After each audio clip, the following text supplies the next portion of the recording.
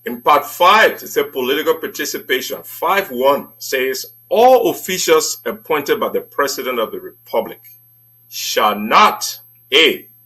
engage in political activities, canvass or contest for elected offices. B. Use government facilities, equipment, and resources in support of partisan or political activities. C. Serve on campaign team of any political party or campaign of any independent candidate. I can't see how nothing can be clearer than that. And I think the logic is that there is a difference between the government Yes. and a political party. Yes. And we miss that a lot because every time a political party, and maybe because it's the spillover from so many years of what was a quasi one party state, even though it was not officially a one party state, but under the two-week party, it was almost as though it was a one party state. Now, every time you have that one party, people begin to assume that one party is also government, right? Yes. The logic of this rule is that this party has been given the mandate of the people to implement their policy for the good of everybody within this 6 years term. Those who the party or the president appoints to be officials of government, so by extension to be in possession of the people's resources, Yep. cannot at the same time be running campaigns or be officials of the political party, because that means they will be using everybody's resources Exactly. to enhance the benefit of their party. Yeah. But what is the reality? I lifted my own brother there, Eugene Nambe. Yeah. Eugene is the commissioner for maritime affairs for the Republic of Liberia. I think just this few days he has been named as the campaign manager for the George Weah campaign. How does that? How is that in fulfillment of this code of conduct rule? Because clearly it's a blatant violation of the rule. Absolutely. It is a blatant violation of the rule. And I don't think the guys even care. I don't think, they even honor or even think they should honor any of the laws that exist in Liberia. This again, as you said, is a very, very, very, very classic example of how even the government officials, people who ought to know better, people who are supposed to basically be saying, "Oh, this is not the case. This shouldn't happen," so that the ordinary people can follow, are saying to hell with the law, to hell with anything. We're not going to abide by it. And what can you do about it? The fear about that, Alfonso, is that now how does a nation operate in the absence of those standards that have been set? That means anybody can do anything. Exactly. That's why we have chaos. That's why we don't have the rule of law in the country, because the leaders set the example, or at least are supposed to set the example. They're supposed to for people to follow, and so the people are basically following the examples that our leaders are setting, which is don't respect any rules. Let's do whatever we want to do. So everybody goes and does what, except maybe you're not within their in their corner In the clique. and their clique, then they can hold you accountable to it. I mean, let's go to the core conduct. You talk about it, and I believe we talked about it some time ago.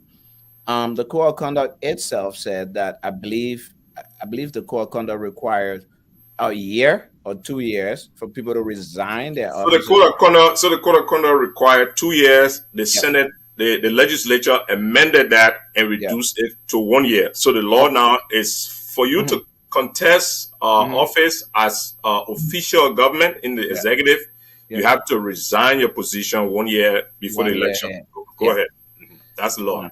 That's also an area where we've seen several violations. In fact, I think the president's executive order even violates that 1 year provision, because it was just issued 6 months ago, when the president issued an executive order saying that, hey, if you want to run, now is the time you should resign. When in fact the law itself said You should have resigned They one were, year. yeah, they were already late, and It was already. the president is not the law. It's some of the mistakes that we make. So, in the event of this, for example, Yeah, Israel Akensai, he's commissioner at the Liberian Telecommunication Authority. He's yeah, also on the president's campaign team. yeah, One of the biggest blatant one that is in the public face is the mayor of the city of Monrovia, Jefferson yeah, Koje. He is yeah, the secretary general yeah, of his party. yeah. The And law say you can't do that. you can't do that, but they're doing it. So now, what is the solution? What can we do? This might not be the solution, but what can we do? We can go to court. I mean, I'd say it with a grain of salt, but I still think, as an activist, I still think that there's something that can be obtained, even if you don't have the judiciary ruling in your favor. There's still something that can be obtained. So we can go to court and challenge these people and say, here's what the law says. Mr. Eugene Nangbe cannot be commissioner of maritime and be campaign manager for this organization. Mr. Eugene Nangbe cannot be using, because Mr. Eugene Nangbe is being paid by the government of Liberia. Mr. Eugene Nangbe has government resources. He Yeah. cannot A, be in this position and function. B, he cannot use government resources to do that. But here's the thing: the law is being violated, and ask the court to intervene. Now, people usually argue, oh, the judiciary is also corrupt and it might not do anything. That's not the point. If the judiciary is corrupt, then go to the judiciary and expose the corruption, And they will be shown to be corrupt, correct? and they will be shown to be corrupt. But if you don't test them, how do you demonstrate that they're corrupt? But But then, interestingly, so, Afonso, huh, on that issue you raised about the president's pronouncement that people should resign, even though the threshold has lapsed, I had lapsed, yeah. an organization took that to the Supreme Court, Mhm. and the Supreme Court denied the motion. Yes. What did they do though? What did it? What? So what was their motion? That's another thing. The law is technical. It depends where you take into the. Yeah, so I don't know. I didn't read the details of it. I just assumed that they were trying to get an injunction Yeah. from the Supreme Court. So I don't know the details. So So I, you cannot. I can't speak Yeah. to it. Yeah. If they went to the Supreme Court to say, "Oh, we get an injunction, the president's executive order should not hold," I don't think that meant much. And if that's what they did, the Supreme Court probably will be not in its rights, but will have the power to squash it. Because what do you accomplish by that? Right? The 1 year has already lapsed. You're challenging the president's executive order. Let's say that the Supreme Court squashes the president's executive order.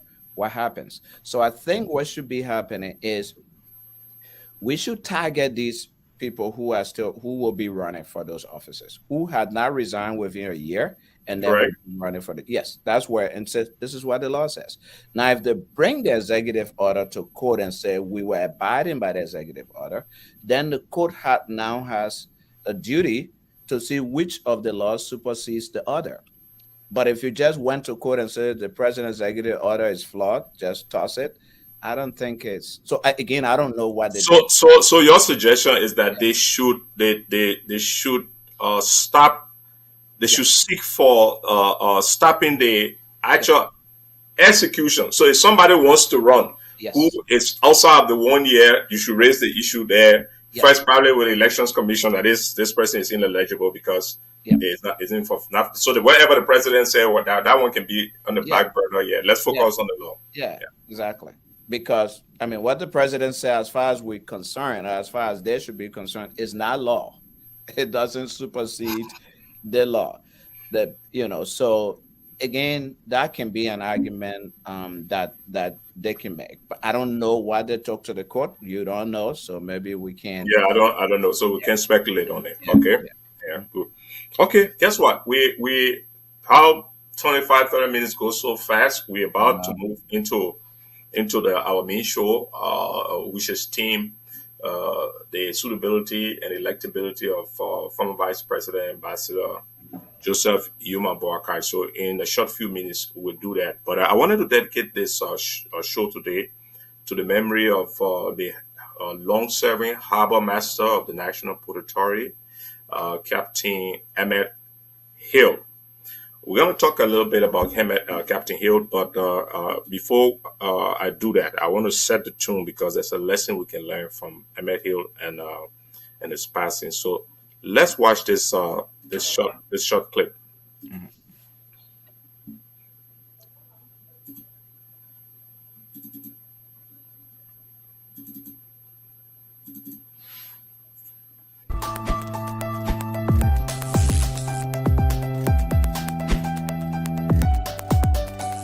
America works because of our ports. They serve as critical hubs connecting all of our nation's modes of transportation that deliver the goods we use at work, home, and school. Ports are very busy places. Indeed, the busiest ones in the U.S. are larger than some cities and have thousands of people working 24 hours a day. While large ports along our country's coast load and unload massive ships from other countries, smaller terminals move materials between U.S. cities and on barges through our nation's inland waterway system. But who makes the ports work, and what type of logistics are involved in keeping operations humming? The process starts when a company orders materials to be delivered from overseas by ship. A logistics company worker, such as a freight forwarder or customs broker, arranges for a container to be filled with items like tennis shoes, computers, or bicycles. The container is then taken to a port and on schedule loaded onto a ship headed to the United States. On arrival day, a highly experienced sailor called a harbor pilot meets the incoming ship at sea to bring it safely into port. A tugboat comes alongside as it nears the port and guides the pilot to a pier for docking. Landside workers at the terminal, called longshoremen, secure the ship so workers can unload it.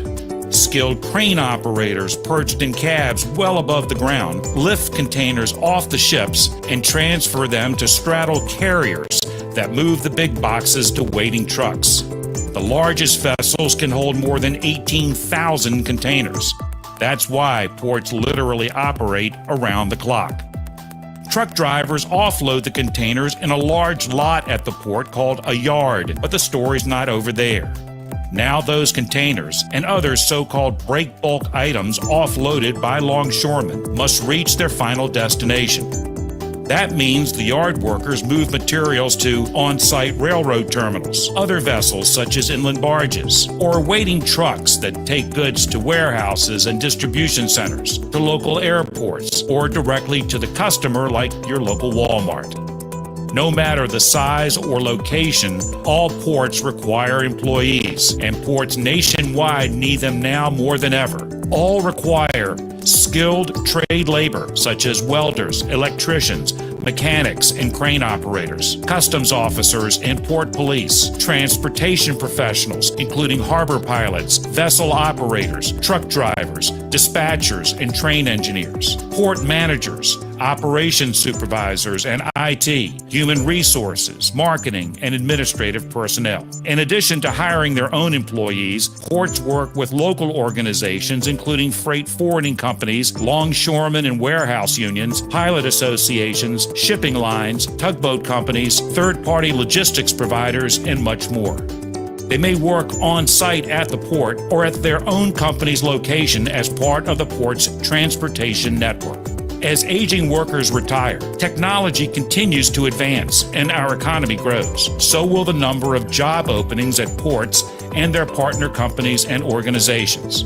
Some require only a high school diploma, while others must have advanced degrees and credentials. If you're interested in learning more about opportunities in America's ports, visit the Southeast Maritime and Transportation Center website at maritimetechnology.org. For a long-lasting, well-paying career around the water, it's a smart choice.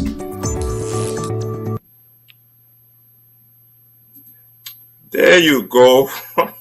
But I wanted to run that to tell you about the opportunities in just the waterfront port business anywhere in the world. You know that we have 3 ports, but I'll focus on the Freeport of Monrovia.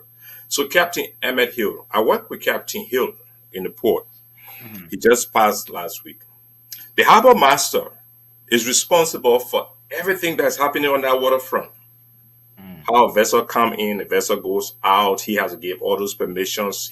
So so so it's a very, very vital role. And the harbor master is assisted by a huge team, just like it was illustrated here.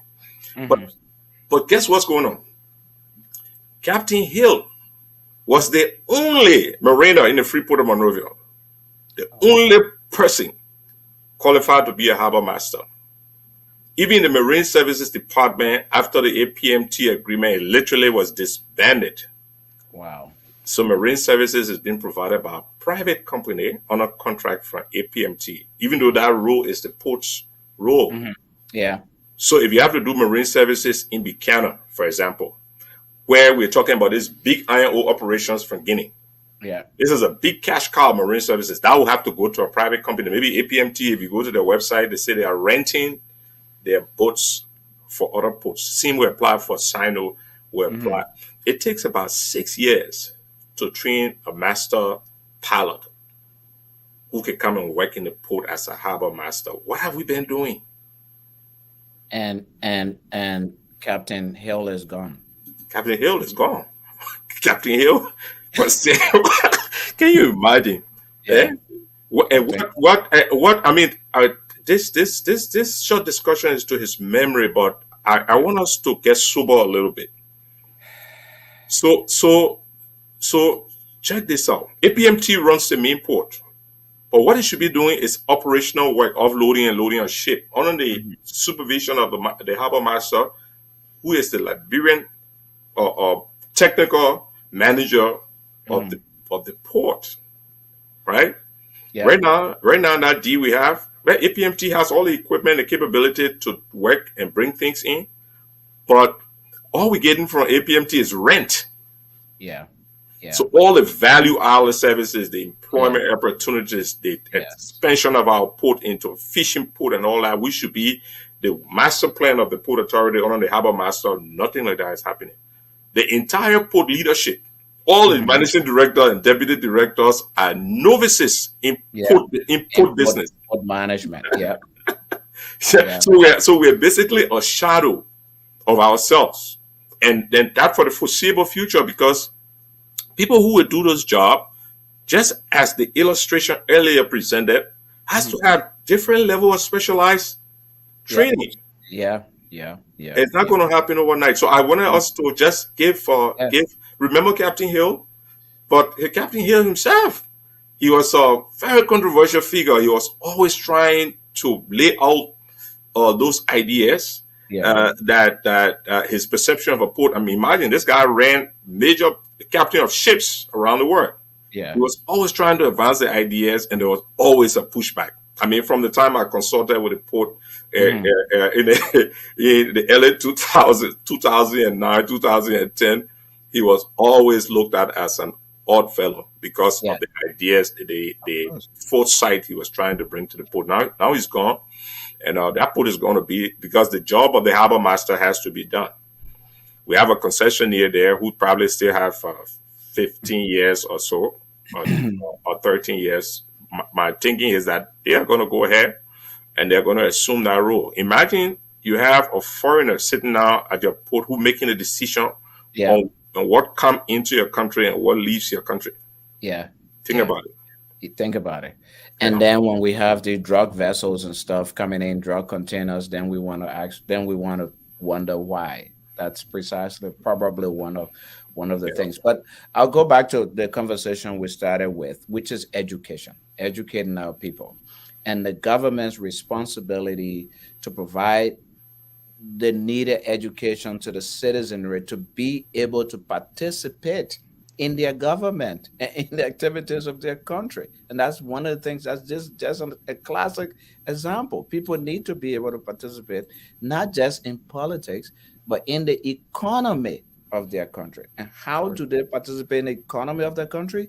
When they are taught, when the education system is designed in a way around the economy of the country. You just put it right. Look at the Port Authority. Why don't we have education system? Because that is our economy. Our economy is centered around the port. Our economy is centered around agriculture and rubber and stuff and all of those things.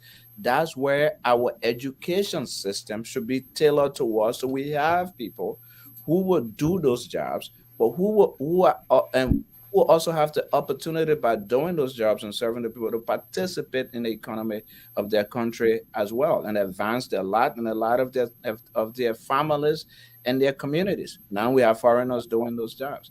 Yeah, and we have just gone through the constitutional provisions Yeah, that exactly. remind us that we should get our people to participate in those activities that will enhance our growth in the Absolutely. government. I will leave you with this: Yeah. there are more than 25 trained maritime experts, young men and women Hmm.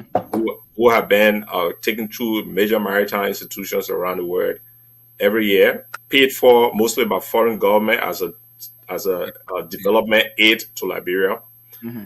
Hardly any of them have been employed in the sector, Yeah. both in the Liberian Maritime Authority or at the Port Authority. In Hmm. fact, our leaders look at those institutions as places to send their bodies to get Hmm. the government largesse. Yeah. So while they may benefit from the rent that we are collecting, but the country itself is suffering because the enormous opportunity Yeah. that knowledge supposed to provide for us is not being leveraged because Oh, of the absence of knowledge yeah. in those sectors. We've Yeah. run it. Yeah, we've run into our main show time. So Oh, in the real quickly, sorry, yeah, just give me go ahead, five. Pastor. Why doesn't the University of Liberia, knowing that our ports are basically the source of one of our major sources of revenue, why doesn't the University of Liberia have a port management or some training organization? Why doesn't the Tottenham University have that? Again, this goes to being able to plan our education system, plan our economy in a way that our people are able to participate. Why we even rely on maybe Morocco or whatever to train a few people before they come and then of course those people that Morocco or other people Spain train, we don't even give them the jobs in the first place. Yep, But yep, yep. that's yeah. Yeah, but it's a food for thought. I hope as we are in this election cycle, those are some of the concerns and questions we raise to Mhm. our aspirants for the different major legislative position and presidential positions. So again, Alfonso, thanks for that pre-show. We're about to begin our main show. Already we have one of our guests, an esteemed Liberian uh, by the name of Anthony Kesselly. Anthony, can you hear us? Yes, very well. Okay, welcome, Anthony. In a short while, I will ask you to just say a little bit about yourself as we prepare to bring the rest of the team in. Welcome to Election Central. Thank you.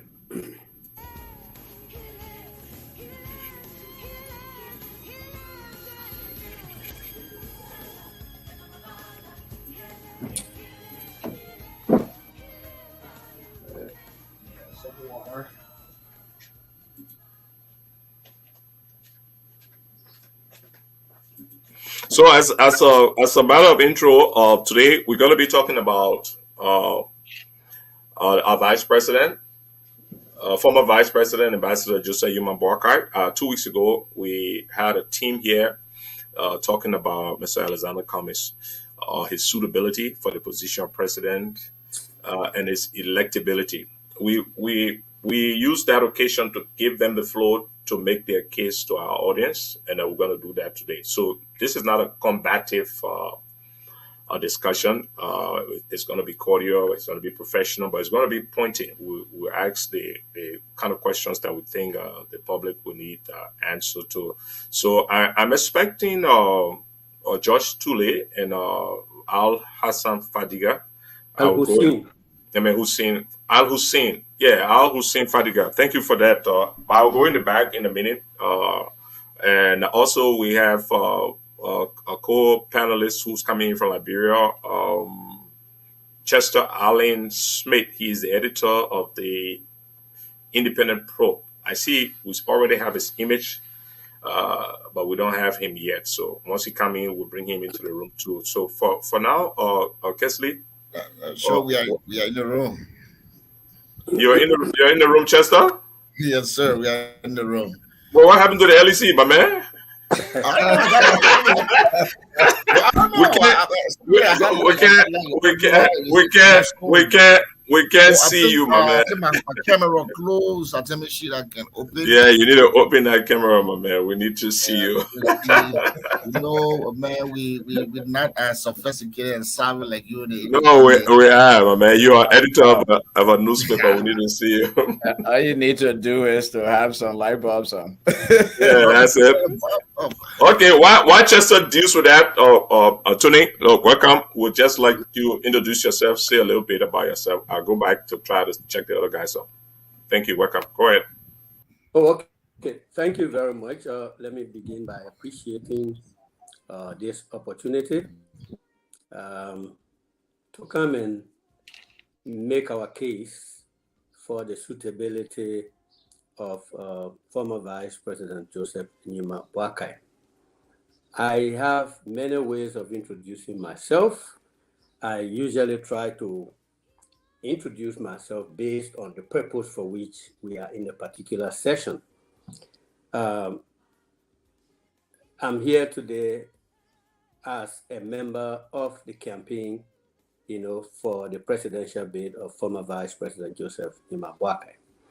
I am not an official spokesman of any particular political party, because right now I belong to none, but I have come to know Joseph and Boakai since 2012, the tail end of 2012, and coming to 2013 in earnest. So in that capacity, I served him after being recruited by the Senior Executive Services Program. I'm sure a lot of you got to know about that program. It was a donor-funded program that was set aside to lure Liberians in the diaspora with some technical knowledge or so to go back and help the reconstruction of the country. And the international community was supporting that. Funding for it was coming from foreign countries. So it was a meritorious recruitment process. I prevailed over 8 persons, including myself, and that's how I became close to Joseph Boakai. My association with him in the office got me to know a whole lot of things and got my commitment to him, apart from him being my boss, but other things as it related to the country, endeared him to me. So I'm here in that capacity today. I have been in the United States for quite some time. I came here in 1994. Before coming here, I was Assistant Minister of State for Special Services in the interim government of National Unity. I left my post in that government, and that's a whole different story. We'll tell another time. I came here, I was very involved in community organization here, or through our union that existed here before I came, which is ULA, a Union of Liberian Associations in the Americas.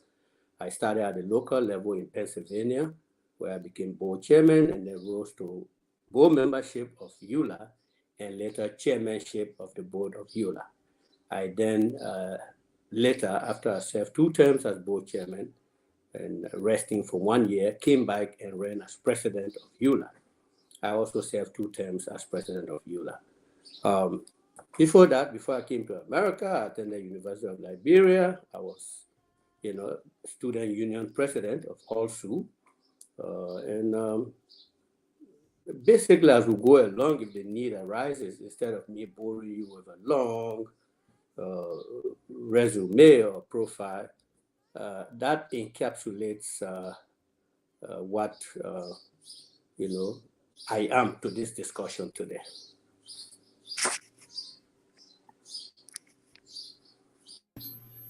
Okay, thank you, Tony. I got you loud and clear. I know everybody else got you. We have Ahsan Fadiga in the house. Fadiga, you are muted. If you can release that mute. Thank you. Welcome, man. Thanks for consenting to come and join us today to have this discussion. Welcome to Election Central. Could you just say a little bit about yourself for our audience? I know a lot of people know you already.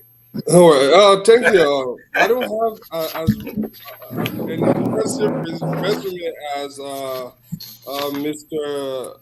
Anthony, but Well, my name is Al Hussein Fadiga. I was born in Grand Bassa County. Grew up, graduated from high school there. Went to Morovia. Did some college work for the NBI. Then I think it has been disbanded. I worked for the NBI and then fled later on. Went to refugee camp. Came to the U.S. Um, I've I've done a lot of advocacy. I ran one of the biggest radio station here where you had issue in the press, reloaded with Al Jerome Chile. I had that radio station. It was very big. We did a lot of community activism over the years. I don't know what I should say my work. I work as a therapist. I work with individual with a lot of different stuff. Addiction, mental health. My background is in Health and Human Service Administration. I have a bachelor's in IT. I don't know why I went to IT, but I worked in IT a couple of times and I got tired and resigned during COVID. And then I fell on my master's where I studied and I didn't work much, but then ended up coming in handy after COVID, and then I found myself doing something else. No, so that's me in short. And my passion is to see a better Liberia. Is to see a Liberia that is close to America, not just mirror to America only on paper, but something that in our lifetime we can see some transformation for our people, and that is me. Okay, my brother, welcome to Election Central. We like we said, and I shared. We're going to be discussing the women today. Our esteemed former vice president, and it's electability and suitability for the position. Chester, are you there? Can you hear us? Yes, sure. Suddenly, I just thought that you would not be seeing the. I'll tell you what, we can hear you. We can hear you loud and clear. So for the sake of Liberia, we gave you the break. So don't worry about the camera. We will work with you. We can hear you very well. So can you just introduce yourself to our audience so we can go forward? In the case of George Tulay, he has sent me word that he's going to join us shortly. He's headed home right now, so we're giving accommodation for that. So Chester, go ahead. So suddenly, Cyrus Gray and to our other colleagues in the studio.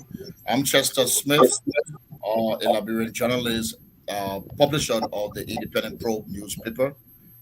We also work with the Ministry of Health as a director of health promotion, and we've been in this business for over 16 years, working as a media person, ranging from both newspaper and the Vanguard newspaper up to Radio Kings FM, and now we are here with the Independent Probe newspaper.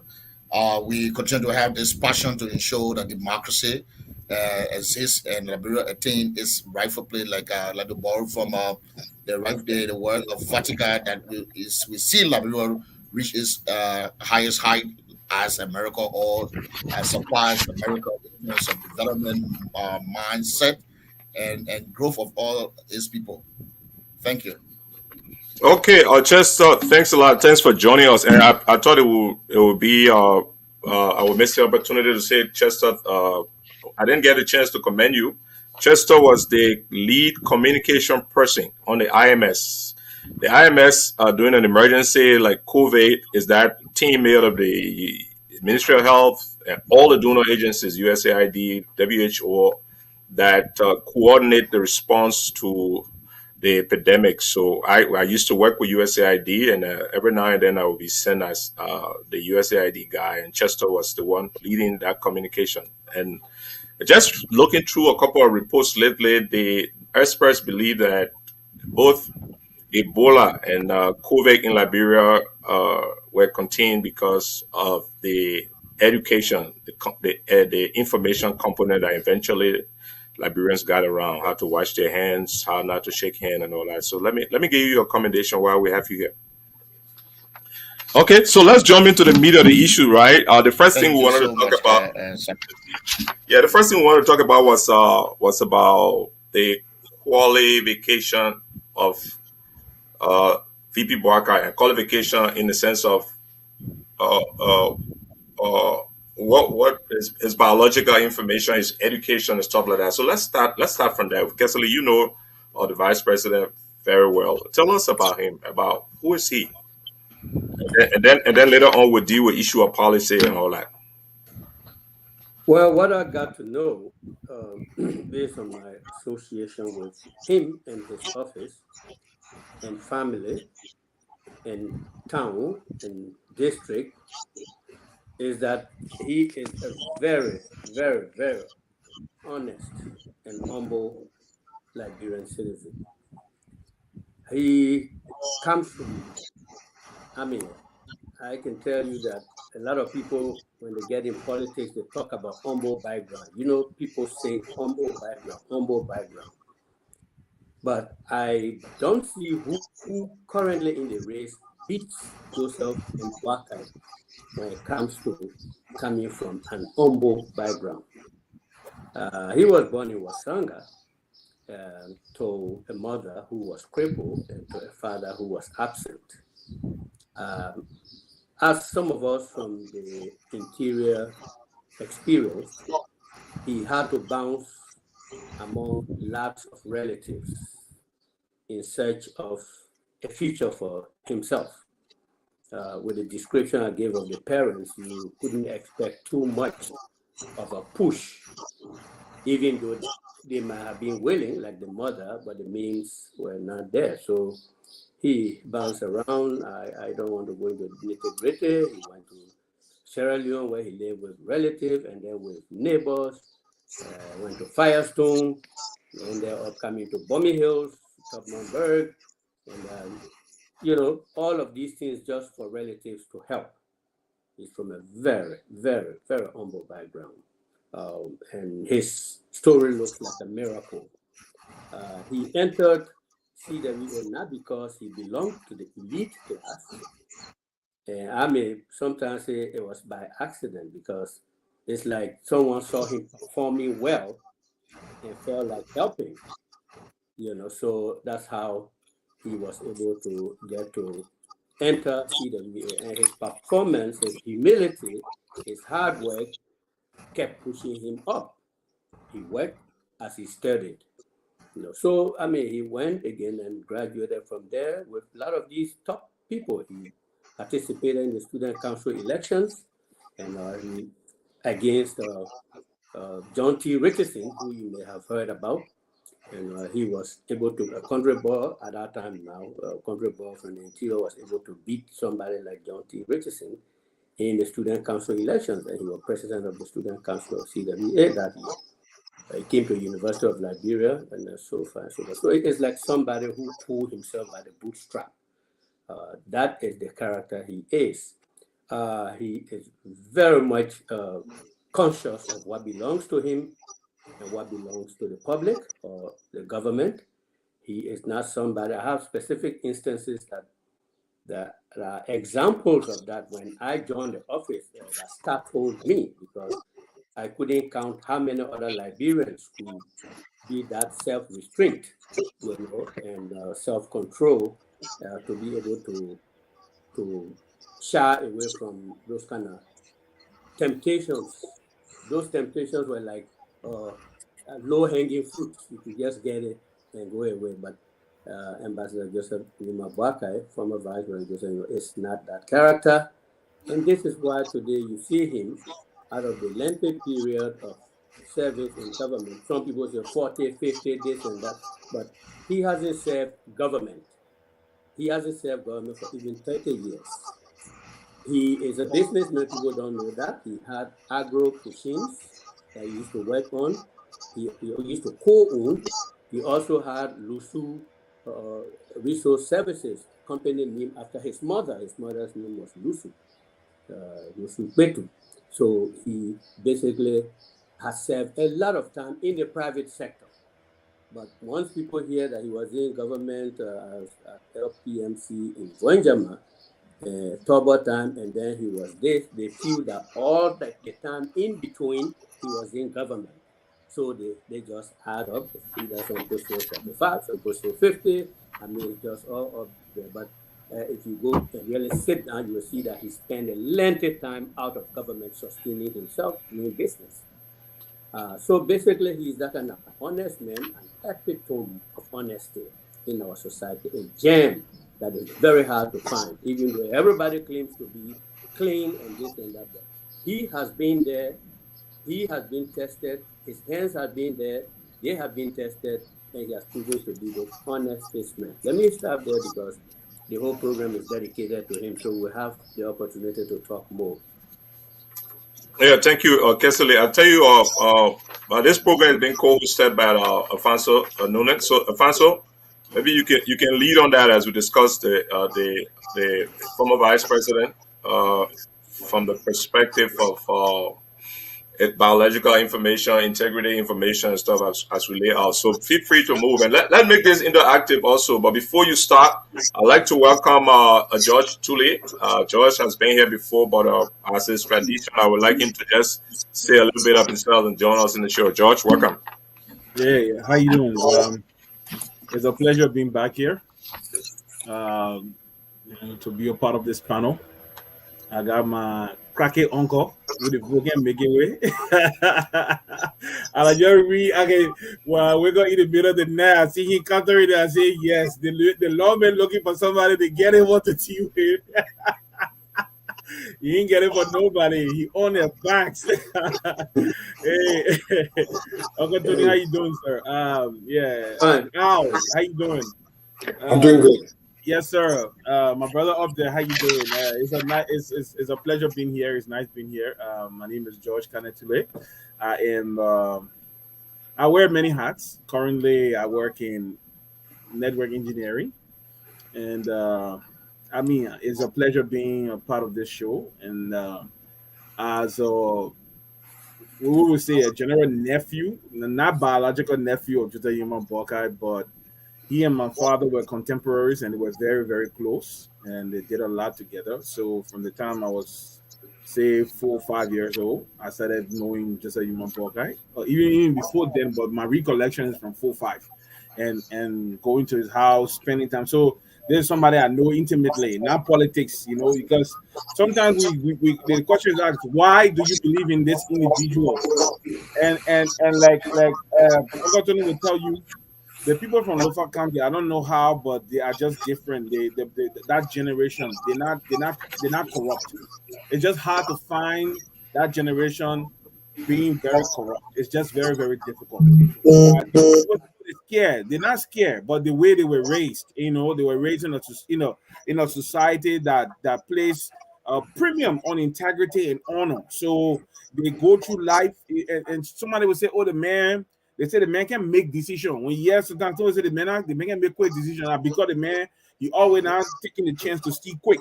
Like when suppose as soon money drop in the minister hand before you can realize it gone. But when you come to touch a man with plans to steal, he's deliberative. He doesn't want to involve himself. He's unique. Somebody has echo. Yeah, that's so. Guess what? When somebody's speaking, let's mute. So see where that sound coming from. That's a squeaky sound somewhere. I get enough. I'll show enough from you. Okay. Okay, it might be from you. No, it's not from me. I believe it was from Fadiga, but he has muted, so it's fine. Okay, let's go forward. So, Josh, yes, go ahead. Yeah, so it's we believe in him. And one thing, Cyrus, I was telling you the last time we were chatting, Liberia is at a place right now where we have lost that identity, the identity of being a very moralist society.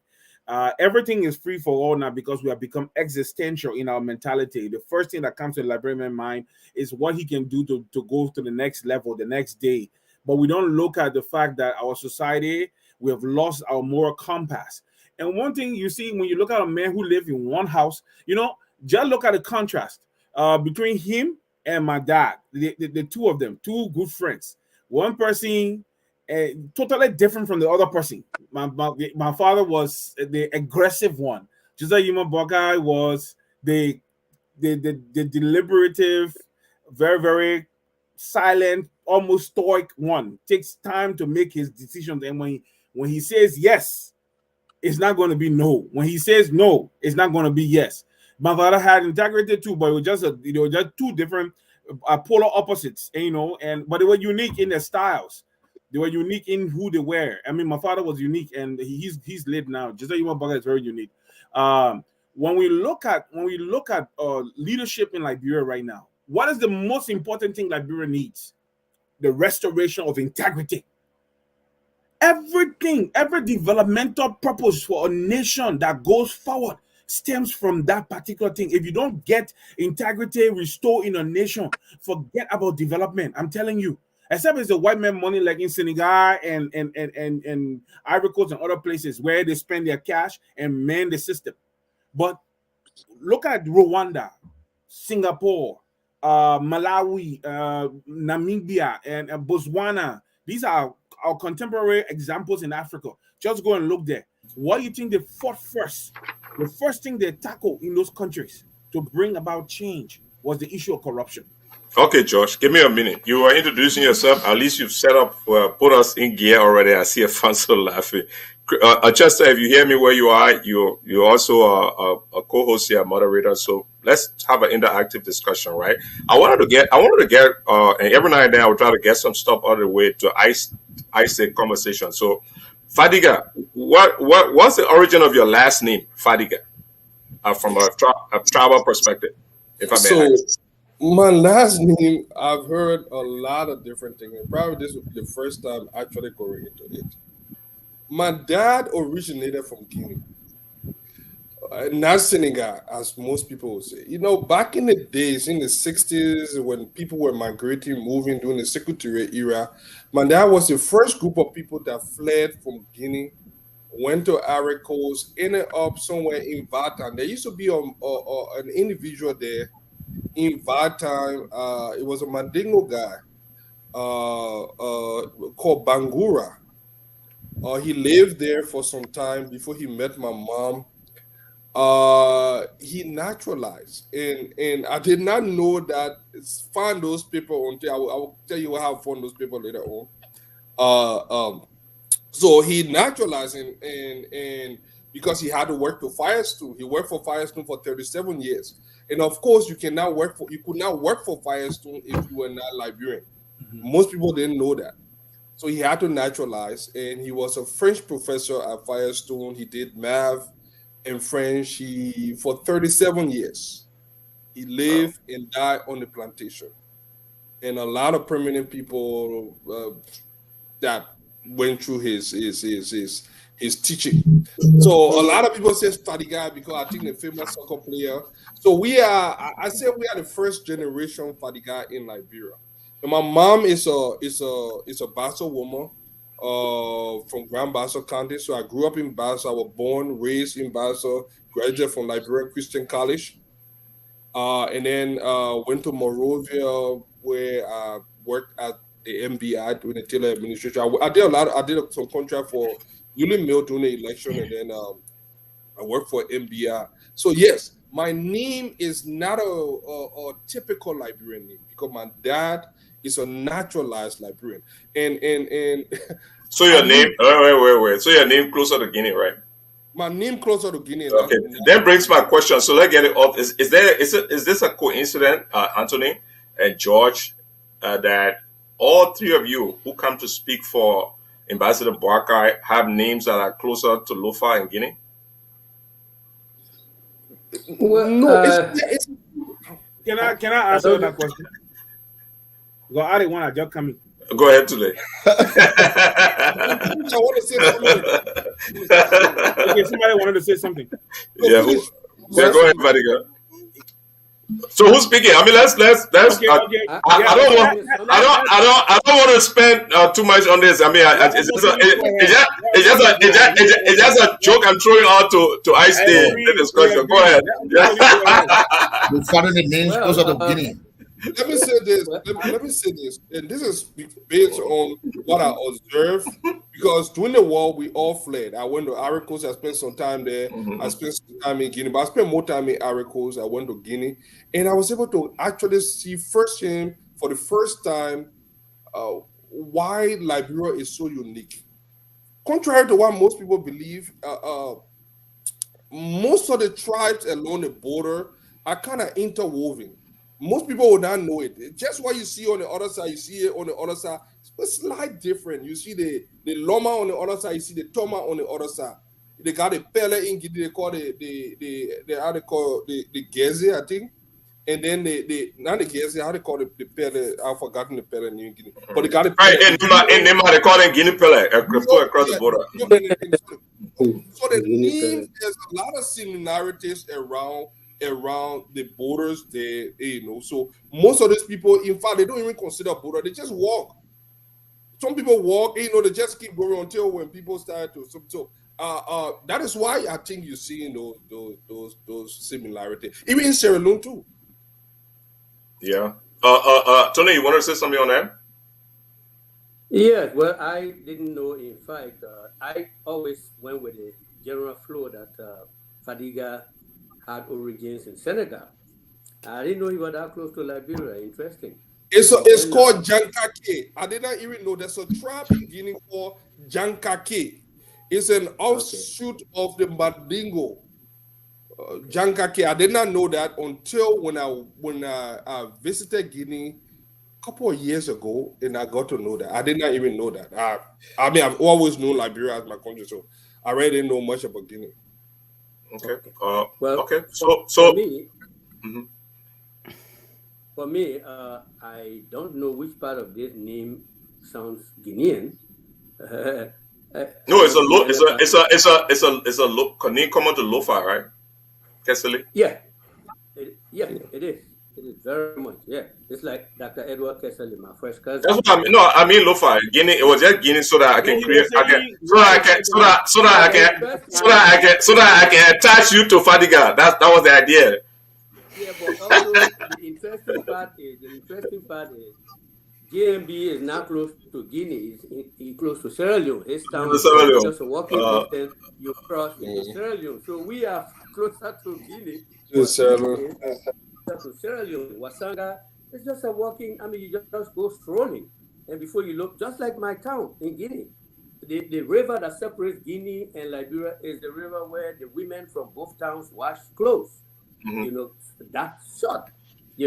But I mean, for me, my father, my grandfather, his father, and his father were all born right here on the Liberian side. But like Fadiga said, we have family across. Just like the Mano have huge family across into Guinea. And we have uncles and distant relatives all in Guinea. Because the colonialists did not come and demarcate based on the tribal borders. No. If you go to Guinea all the way to Masanta today, you look, you will see a plaque that says Republic of Liberia. Those are territories that were supposed to be in Liberia, but because Liberia didn't have a colonial father, and the French were in Guinea, but Liberia should have extended even further. So yeah, it's interesting, but Omer Baga is not well. Okay, thank you, Kesselly. Guess what, Kesselly? I think you guys gave justice to that little funny question. And so, Tulay, you gotta worry about it, George Tulay. So let me. Okay, go ahead. They always say this: if your house doesn't sell you, the street won't buy you. You hear people when they say politics is we preaching tribal politics or whatever. The reality is politics is local. In Liberia, anywhere is local. You must have people that believe in you. And who is supposed to believe in you? The stranger that don't know you? You receive validation from those who know you and can stand up for you and say, we believe we can lay our head on the chopping board for this man because we can attest to his integrity, to his honor, to his discipline, to who he is, his uniqueness. That's what is very, very important. Unfortunately, you have ANC, you have Cummings, but you don't have people in Liberia that can stand and put a hand up and say, no, but we're not talking about Cummings today. No, I just wanted to say something. Yeah, we're not talking about Cummings today. We're talking about so Cyrus, if I may come in. Let's go to Alfonso. Go ahead. If I may come in. So, first of all, yeah, thank you guys. I didn't have the opportunity to welcome you all earlier, but I'm sure Cyrus did that, so that's fine. It's great to have you all here. I think I want to get this off the table real quickly, which is the issue, the question that Cyrus asked. I think my understanding of that question is more so towards how come a, a lot of you who are supporting Honorable Boakai are people from Lofa, from the northern region. How come there's very little or no representation at all from the other sectors of the country, since in fact he's trying to govern the country? But having said so, I think, and Fadiga also, I don't know, I guess that's where Gray was going when he asked about the origin of your name or whatever. Look, can I say something? That I let me think let me land. Let me land. I just think that we should. We are not going to let that statement stand. no, I that think we one, should do it. there's something I problematic know. about that I statement. We know. need You to don't have correct to that. let the statement go. I also am aware of people from different sectors of the country who are working with Honorable Joseph Boakai. I'm aware of that. I know a lot of them. So I'm just saying where I believe his question might have come from. And my position here is that I think you guys have sufficiently addressed that. I think maybe I kind of couldn't understand why or where we were going in terms of where Fadiga's name came from and all of that. As you all clearly said, uh, all of us have relatives in different countries in the region. I do myself. I'm from River G County, and I can walk across the river into Ivory Coast, and I have relatives there as well. So I think you guys have addressed that point sufficiently, and I hope we all are on the same page. I just wanted to move the conversation a little bit. Mr. Kesselly, you talk about Honorable Boakai's early life, the struggles he went through to get to where he is today. You say he put himself up by the bootstraps, basically. I have two questions. How does that, or does that influence his worldview about how government should be, how the public, how his general view about how society should function, and in terms of fair distribution of resources, etc. My second point, and you all can take that, is that I believe it was Mr. Tulay who talked about integrity. And one of the questions that's been asked about integrity is around in public is it's one thing, to be personally a person of high moral integrity. And it's another thing to be able to hold people accountable around you when they do things. So I also wanted you all to speak to Omar Barakai's political will and his willingness to be able to hold people accountable around him if he were elected president of Liberia. Anyone want to go first? Yeah, because I'm ready at any time. Yeah, you asked the first question, if I can remember right. I didn't write the first one. I wrote the second one down. I thought you were going to Anthony. Can you rephrase that first question just a little bit? Yeah, absolutely. So the first thing, the first question is that Mr. Kesselly talk about the difficult, challenging upbringing, growing up of Honorable Boakai, how he struggled, bounced around, then eventually came to CWA, worked his way through CWA, and then went to University of Liberia, etc., and how he's been a businessman, self-made, basically. So that question is, how does that inform his worldview in terms of how societies should function and how national resources ought to be allocated and distributed to promote equal opportunity? Thank you so much. I mean, one of the things that drew me to Ambassador Boykai, and I wish I had spoken to him years ago. Sometime when you know someone from a distance, is different than actually getting up close to actually know the personality and know who they are in person. Not so many people will have that luxury, and I'm privileged, I think, to have come that close to just listening to him briefly and getting an understanding of where he stood. Look, let me tell you something. Mr. Boakai epitomized the true Liberian story. The story of almost 80-90% of our population. The first thing, borrowing from what Mr. Anthony said, um, his upbringing is one of the reasons. I think it's his strength. It makes him more relatable. Look, relatability is one of the most important things any political leader can have. It's an instrument that can take you a long way. Few things that it brings to his side. One, I could say trust and understanding. If people can relate to your story, if you can represent a cross section of Liberians, then they know that you can even inspire them to be where you are. It also informs his decision in policy making because he's been there before. He has seen it. He's not going to be imagining it. He's not going to be imagining it. He can see it. So not only is he inspiring people, but he's also a representation of everything that they can be in Liberia. So who's better to solve their problem and work in their interest? Someone that have never been down there, someone that doesn't understand. People take this thing for granted. They say you have to walk a mile in a man's shoe to understand his pain and suffering.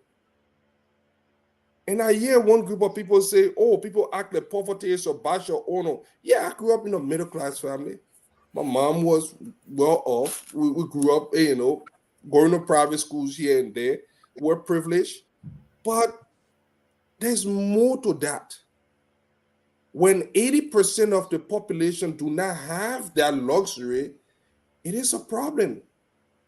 So when I look, I'm reading a book right now about Ambassador Boakai. I'm very close on it. From Foya to the Capital. The first part of that book, I haven't gone very far yet. It's talk about Madame Salif, showering praises and talking about the character of a man. A man that, for whatever reason, I don't want to go into that other one, she wouldn't support. But Mr. Boakai is the true Liberian definition of a hero. Another thing again that when you say how this informed his worldview. First, I think before even going on his worldview, I don't know what he meant by worldview, but by worldview, I'm thinking about how he informed his decision to help Liberians. Because on the world stage, I know how it is to gather the resources to bring it there. But I would want to narrow it down to how he informed his decision to helping Liberia. Here's a man that has a very lengthy history, both in public and private. In public, let's look for that. He has an executive experience. This man served 12 years as after his humble beginning, right? Served 12 years as vice president for the Republic of Liberia. This gave him what? Executive experience. Not only that, he has an extensive public record, going from agriculture minister, managing director, I think, for LPMC, resident manager for Liberia Produce Marketing, Petroleum Refinery Corporation. I mean, how many Liberians this time in our lifetime can boast of this? Agriculture, which is one of the huge portion of his arrest program. This man served in the agriculture sector. So I mean, he's not going to be making a story. He has lived it. He has the experience, and he knows the problem. And more importantly, I believe that Mr. Boakai is the true transitional president. And this is why I feel very safe in giving this country to him. And I think all Liberians should live to it because, one, he's not going to be around for long. This man going to be saying, and I kid you not, this is what our first conversation we had. Say, my son, the only thing I want to do is to rescue this country and turn it over to a responsible person. That was his word. Unquote.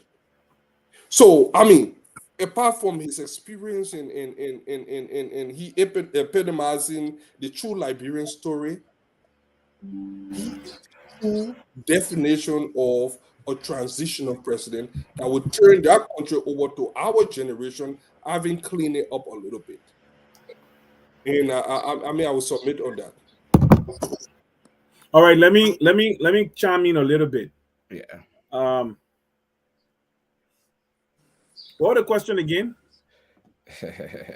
Yeah. So I was there were two questions. Mm, Question number one: how did his personal life how does his personal yeah. life experience inform the way he views society, the way he thinks government and society should run? That's the first question. I was making points towards that when I spoke earlier. Yeah. One of the things we've seen with some of our leaders in the past, and even the current leader, one of the things he's accused of is his proclivity towards excess, luxury, amassing wealth, his desire to pleasure himself while the country burns. In other words, Nero fiddles as Rome burns. Our young people have been taking in drugs. Nothing is happening from a policy standpoint or implementation. First, the crafting of policy, then the attempt to even implement the policy is lacking.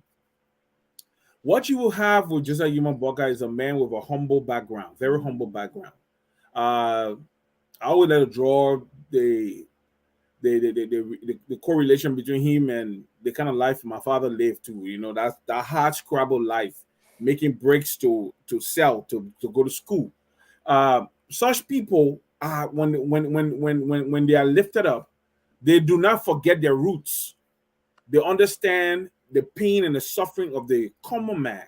And he had an interview not too long ago where he said when he's in an air-conditioned car and driving by and looking at the people walking on the both sides of the road, it encourages him to prepare himself to do more. How can I lift my people? How can I add value to their lives? How can I bring about relief to my people? It is a very, very important thing. Okay, because like you say, the man has been in one house for 40 years now. The house he lives in is 40 years old. He was vice president for 12 years. He had ample opportunity to build himself a mansion somewhere to go and live there. No, nobody would have said anything. There was opportunity to do that. Okay, why did he retain himself where he is? Because he's not a man given to excess. He's not going to come to power to build mansions and stuff like that. He educated his children and he let them go and figure it out for themselves. So he's not coming to come and enrich himself, okay, at the expense of the Liberian people. That is one of the biggest draws for our leadership in Liberia. People coming to leadership. Let me say this to you. One of the problems, Alfonso, when the president starts to cut vouchers at the Ministry of Finance, you know what I mean? Cut vouchers. When he calls the minister and say, I haven't caught a voucher. Neither have I received a voucher. So I'm kidding. Yeah, you understand what I'm talking about, right? He calls on a Friday and say, caught a voucher for X amount of money. They find all kind of means to people to validate why they're cutting that voucher, to send the voucher to the ministry, to the central bank for the money to be released for the president's pocket. Just like Yuma Boakai, you won't find such a thing with just like Yuma Boakai. I'm telling you today, the man is very highly disciplined. He's grounded. So when you ask the question, how does his harsh scrabble, his difficult past, how does it translate? This is who he has been all his life. There has never been a departure from the ground that he came from. There has never been a departure. He's so humble. He's so accessible. He's so down to earth. He listens very, very keenly. And at times, Uncle Tony Marcel can talk about it.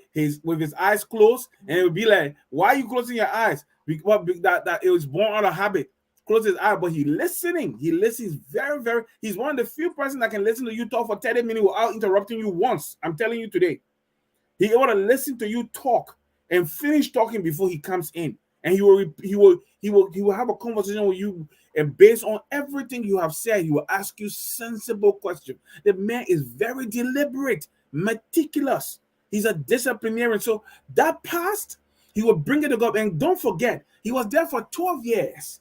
Okay, he knows the excesses from LPMC, Minister of Agriculture, Managing Director at LPRC. He knows the loopholes. He knows the excesses to Vice President. That man will help to rescue and bring Liberia to a sound footing. I'm telling you today. All right, thank you. Great. I mean, Cyrus, you can join me. I think I'm kind of a little concerned about the time constraints, so maybe we move on. What do you think?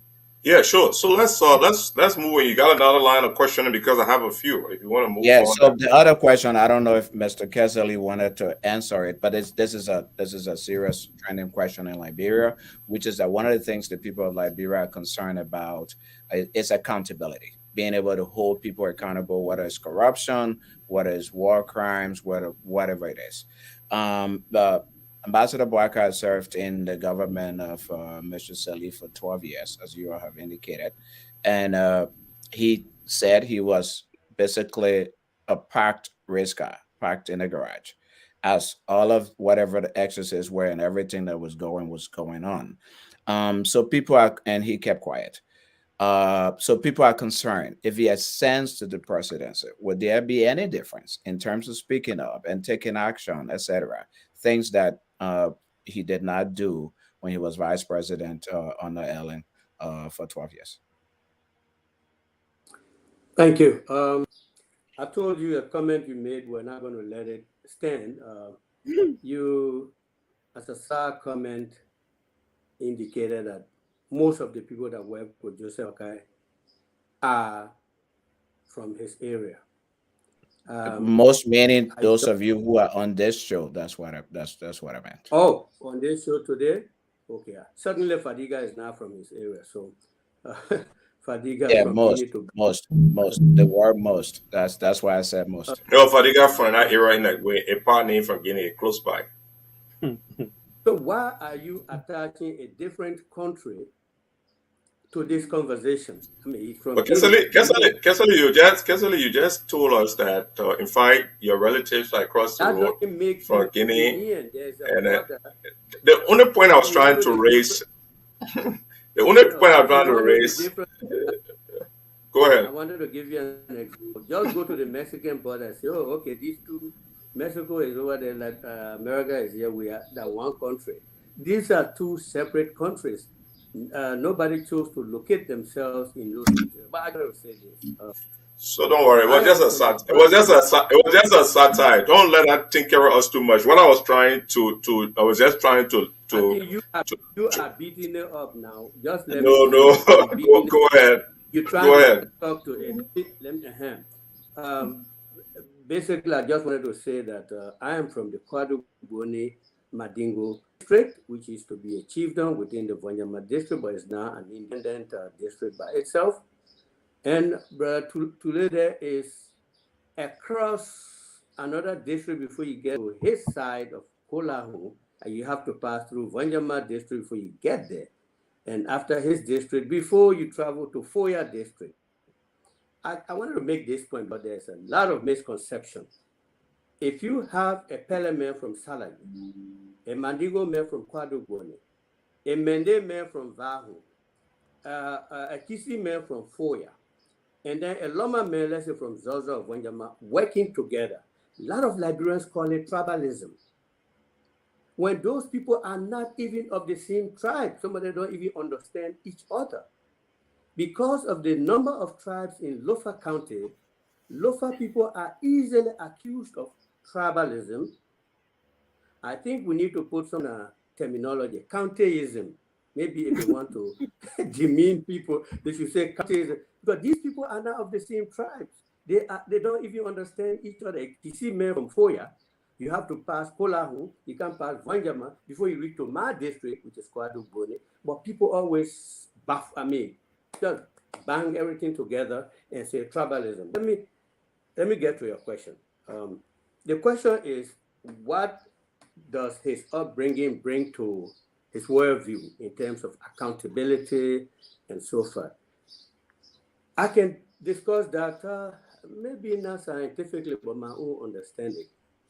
If you grow up to work, by working hard, by earning, not taking undeserved stuff, by working hard, by going through kind of really honest labor as you earn, you develop into a person that is not reliant on manna falling from the sky.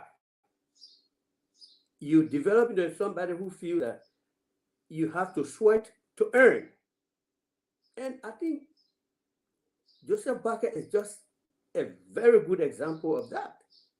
Because he grew up the way he did. He didn't come from a wealthy family. His pa was not a lawyer. His pa was not this person who was in America and worked forever and got this money. Everywhere he went, he struggled. He's a clear example of what Hillary Clinton says, the village, you need a village to raise a child. If there were no other relatives here and there to assist, maybe we would not be talking about Joseph Boakai here today. But he worked for it. And it shows his lifestyle. Hello? He holds people accountable. You want me to start? I'm hearing some. He holds people accountable. There was their feedback. Okay, some of us feel, in fact, that makes him a threat to a lot of interests, political interests in Liberia, because this man's hands are too clean. We do all these things here.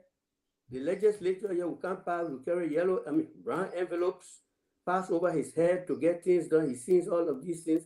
Nobody says, okay, he's part of us, you're giving him the money, let him get to the legislators. So people have a feeling that this man tomorrow will come chasing us. He's not going to care because he's not contaminated. That could be some of the reasons for the kind of sustained hatred that some people hold against him. So I'm basically answering your question. If you grow up earning due to your hard work, not getting it by shortcuts, you most likely will be someone who feels that's the correct lifestyle, as Joseph Boakai has demonstrated. Okay, let me ask a question. And Kesselly, thanks for the something about that. You said that the hatred for Mr. Boakai. I don't know how to explain that. This is a contest that he's involved in with other people. So there is an expectation that people who have preference for other candidates would give reasons why they do not want him, but vis-a-vis those who support him. So let not look at the contest as a battle that require people to hate one another. I think all the candidates are deserving of contesting. They are all. Let us not hide the truth, and let us not. Whatever I say here, I'm responsible for what I say. I felt it might be due to So let me add to that. Let me add to that point. No, just hold on, Fadiga, and you all, I believe, if there's time, you can chime in. So Mr. Kesselly made a profound statement, in my view, that's probably the reason why people hate him, because they believe that when he takes over, he might go after them or he might not protect them, etc. If I understood that correctly, Mr. Kesselly, can you delve a little bit into that? Who are those people you're referring to who might hit him, or who he might go after to hold accountable because of brown envelopes, etc., and because of that they might hit him? Can you delve into that a little? I would prefer not to go into that level of pettiness. I feel there's a general fear. You got a lot of people who oppose him. I say some of them, their reason might be. So I'm not going to enumerate a long list of people. There is discussion. So there is discussion in Liberia. There's discussion even among some Boakai supporters who I talked to. You haven't said that here. That Mistress Ellen Johnson Sirleaf, former president, who he worked with for 12 years, is one of the people who's vehemently opposed to him ascending to the presidency. Is that one of the people you have in mind? I can say yes. Yeah, but I mean, it is true. I can say Tulay, you are muted. Okay. I can say yes. And the reason And the reason why I say yes Go ahead. is Go ahead. because he's not going to go after Madam Salif. When I mean go after, that means you come with a vendetta. You come with a plan. Let me go after her. But you see, let me tell you something. Madam Salif is aware that Joseph Boakai knows Pan-African capital holdings in Liberia, and that he knows how. What is Pan Africa holdings in Liberia? Yeah. Oh, okay. It's a company that is owned primarily by Madam Salif and Steve Cashing. Is there a problem with that? Well, that's what I'm saying to you now. They used it. You know, you remember they you go when I talk again, you say I'm gonna give you black and white. No. You are talking. It's good that we understand you. All right, yeah, understand me. You remember the Putu mine fiasco where they wanted to open the Putu mine and it didn't work. It was one of their projects. They have their tentacles in business in Liberia, from owning the IB and bank and even what used to be FIB Bank. What her son was the I think managing director or general manager for the bank for some time. Yes, right. Yeah. They have their hands in their tentacles in a lot of things, and they're skirting the laws and they are getting away with stuff. So nobody's coming to haunt you. But the reality here is this: there are going to be audits in Liberia. If Joseph Boakai becomes president, there will be audits, and there will be no president will be in the way, or even the TRC report. There will be no president in the way to say these things, my interest is inside. I don't want it to go through. Justice shouldn't be, the court should not take justice. No, I can tell you another thing. The Central Bank of Liberia that you are looking at today, not Central Bank, what is the name of the place, man? The Supreme Court that you're looking at today. There's not going to be a Supreme Court that is answerable to Joseph Boakai. I'm telling you today. There's not going to be a Supreme Court that is answerable to Joseph Boakai. The problem here, they have tenure. So how are we going to fix the court? Because the whole judiciary system is broken. What am I going? I'm saying that impunity will die, not a slow death, but a very rapid death in Liberia under Joseph Boakai. There will be nobody sitting down. There will be no sacred cows. All the sacred cows are going to be slayed. Nobody's going to have coverage. I'm telling you today. Okay, Josh. Yes. Josh. So we got the drill. What you were trying to say is that one, the old man has integrity. Yeah. Two, that there is a perception that he is straight and he will go after people who have done wrong, which we would really desire for a president, that he will not let everybody off the hook. Mm-hmm. And you are also saying almost explicitly that one such person will be Ellen, and you mentioned the Pan-African Capital Group. No, I'm not saying that. I'm not saying that. What I'm saying is this: she will have no protection under Joseph Boakai. No Liberian. We have protection from the law. Thank you for qualifying it. I want to ask a question, but I want to establish the premise that you're saying that the vice president will not condone impropriety, right? No, and he will hold people accountable. So before I ask my question, let's great. There was a Fadiga, wait a minute. You have a chance to answer, gentlemen. You have a chance to answer. Since we got this, let's exhaust it because we're trying to understand the vice president. You keep in. So the reason why I don't want us to confuse, I don't want us to keep leaving things. I'm sure Mr. Kesselly will ask some question concerning the race car, and there was a guy here on the year that was trying to say, insinuate that what has Ambassador Boakai done and why didn't he leave? I think that one of the insinuation from Alfonso too. Why didn't he leave from the government? If I got him right, and I don't think. No, I did not say leave. No, another question. Yeah, that was it down, and then we bring it back later on. No, so we don't. No, listen, George. The point. But Alfonso makes side comments and make these comments as if to say they are given, that they are premise. Okay. Yeah, that's why it has to be. That, he said that it's a race car bike. No, he didn't say that. So he makes it as if to say that is fact. You know that. Okay, this is what. But he did. But Kesselly did say that. Kesselly, what did he say? No, he didn't say that. He did not. What did he say? He did not say that. You want me to run the vice president's statement? Excuse me? Yeah. He said, if you want to test a race car, he didn't say I was a race car bike. He said, if you want to see how fast the race car can go, you put it on the racetrack. Don't park it in the garage. So by implication, he was saying that I am a race car, but I'm in the garage. That's what he was saying. What did he mean by that? Can you, Mr. Kesselly, can you give us an interpretation? Thank you for bringing it up. What did it mean? Because you people are, all right, you ready to listen to it? Yeah. Because most of those people who are doctors, and maybe you are buying it, are thinking that he was referring to Ellen Johnson Sirleaf's time.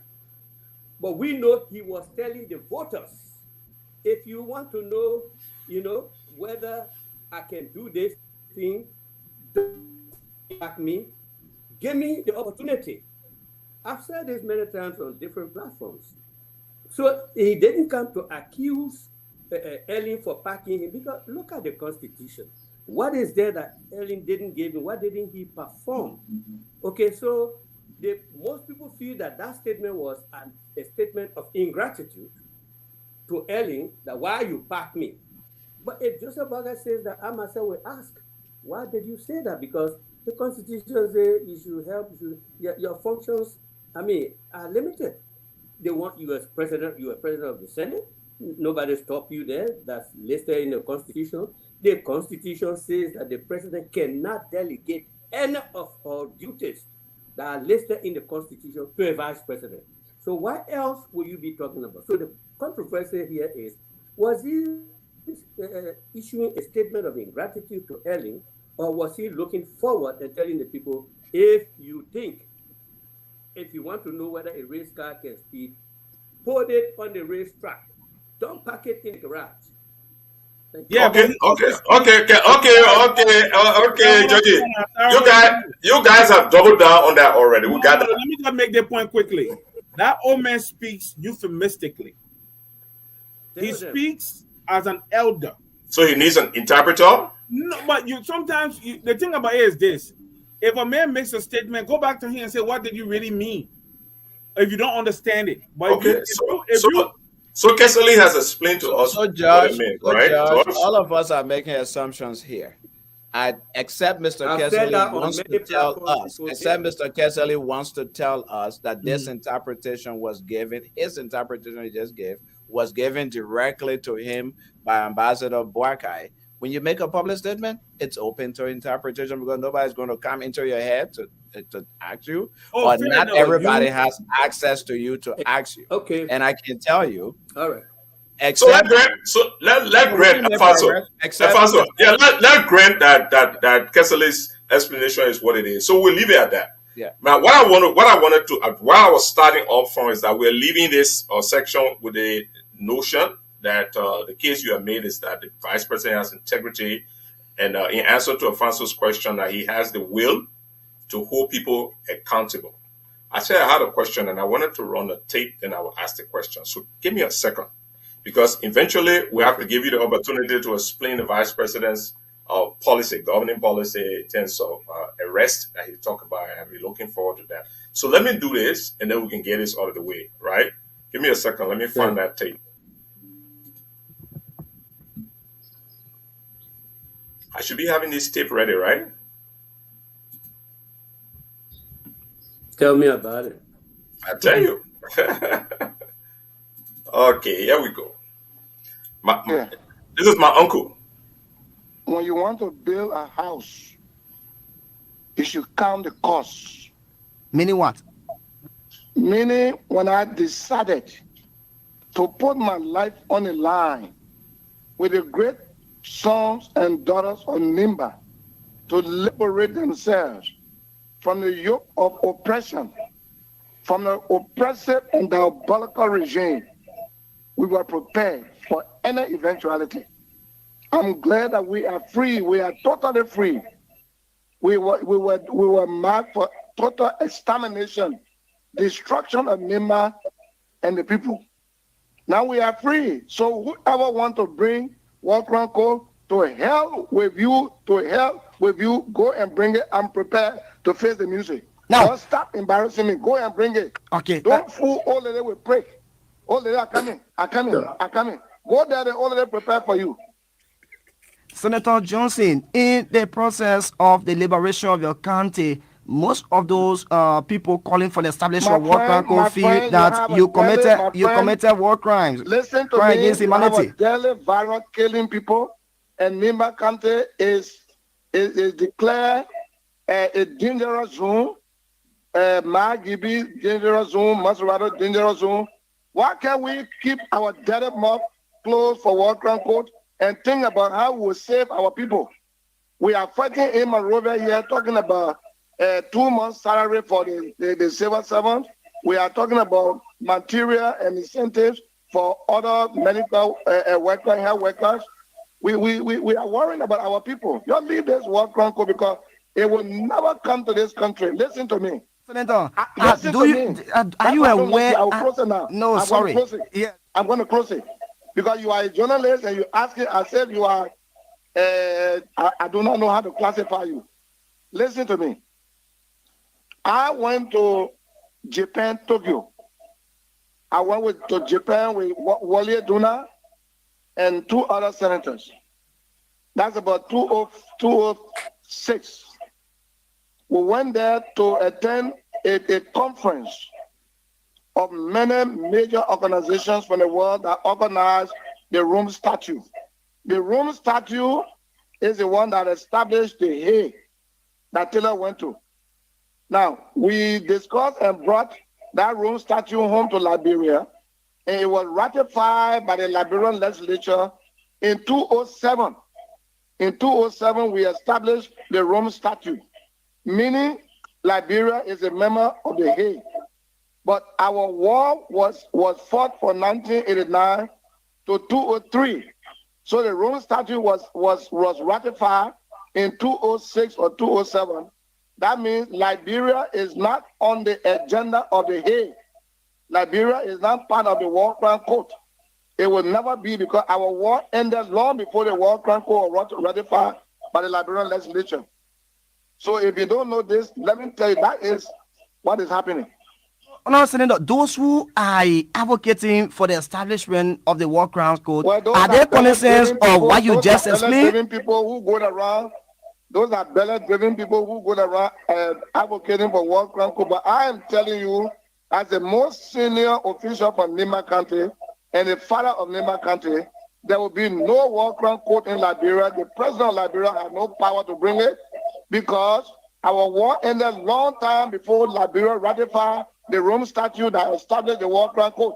So there's no War Crime Code. Those who are talking, they are ignorant people who do not know what to say or what to do. If this is true and the War Crimes Code will never come, why do your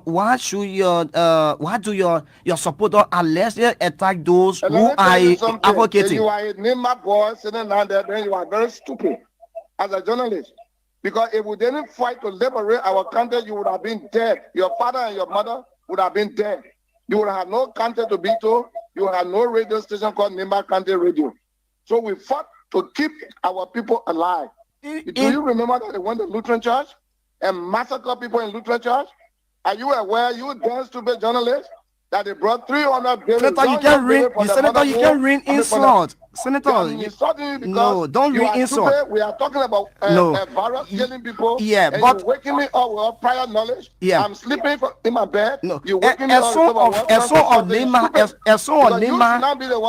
Nema is accusing you of your supporter. Is a dog. The son of Nema is a dog because if I tell my dog can't go, it go. But that one is worse than a dog. Senator, we should be talking about the virus. Senator, please calm down. Please avoid profanity. Wash your hands. Please avoid profanity. Your nose so you can't get a disease.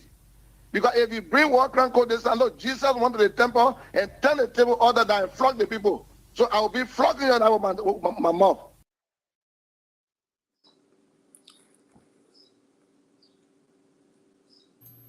Here is my question. Having listened to that, right? We just left a section where you guys made a case of the vice president's strong will to make sure that laws are enforced. Let me finish. To hold people accountable. We all know, without doubt, that the vice president has entered into a pact with Prince Johnson on the basis of which he has taken the standard bearer of Prince Johnson's party as his vice presidential running mate. Knowing what we know about Prince Johnson, Is the vice president willing, once elected, to implement the Truth and Reconciliation Commission recommendations that require a war and economic crime code? You want me to go? Go ahead. Let me go. Okay, thank you. The answer is very ready. The answer is the position of Joseph Nima Boakai on the punishment for, the elimination of impunity still stands. And I don't see any part of Prince Johnson's rambling on that tape that contradicts anything.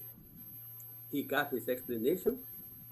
He says there was a treaty that was brought, that was ratified, that says he shouldn't do that. If that is true, when Joseph Boakai gets there, that's going to be investigated. And how effective such an agreement is and to what extent.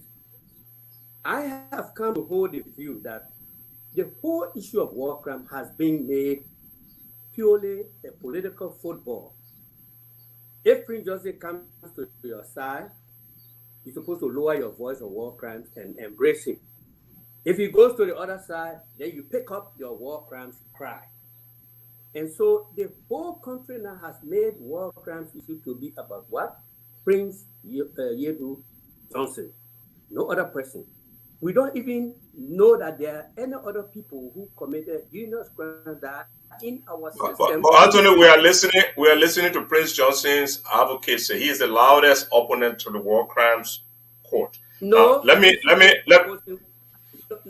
I beg you, don't. Oh no, he just did. He said He said there will be no war crime code. No, he said because they had an agreement that was signed.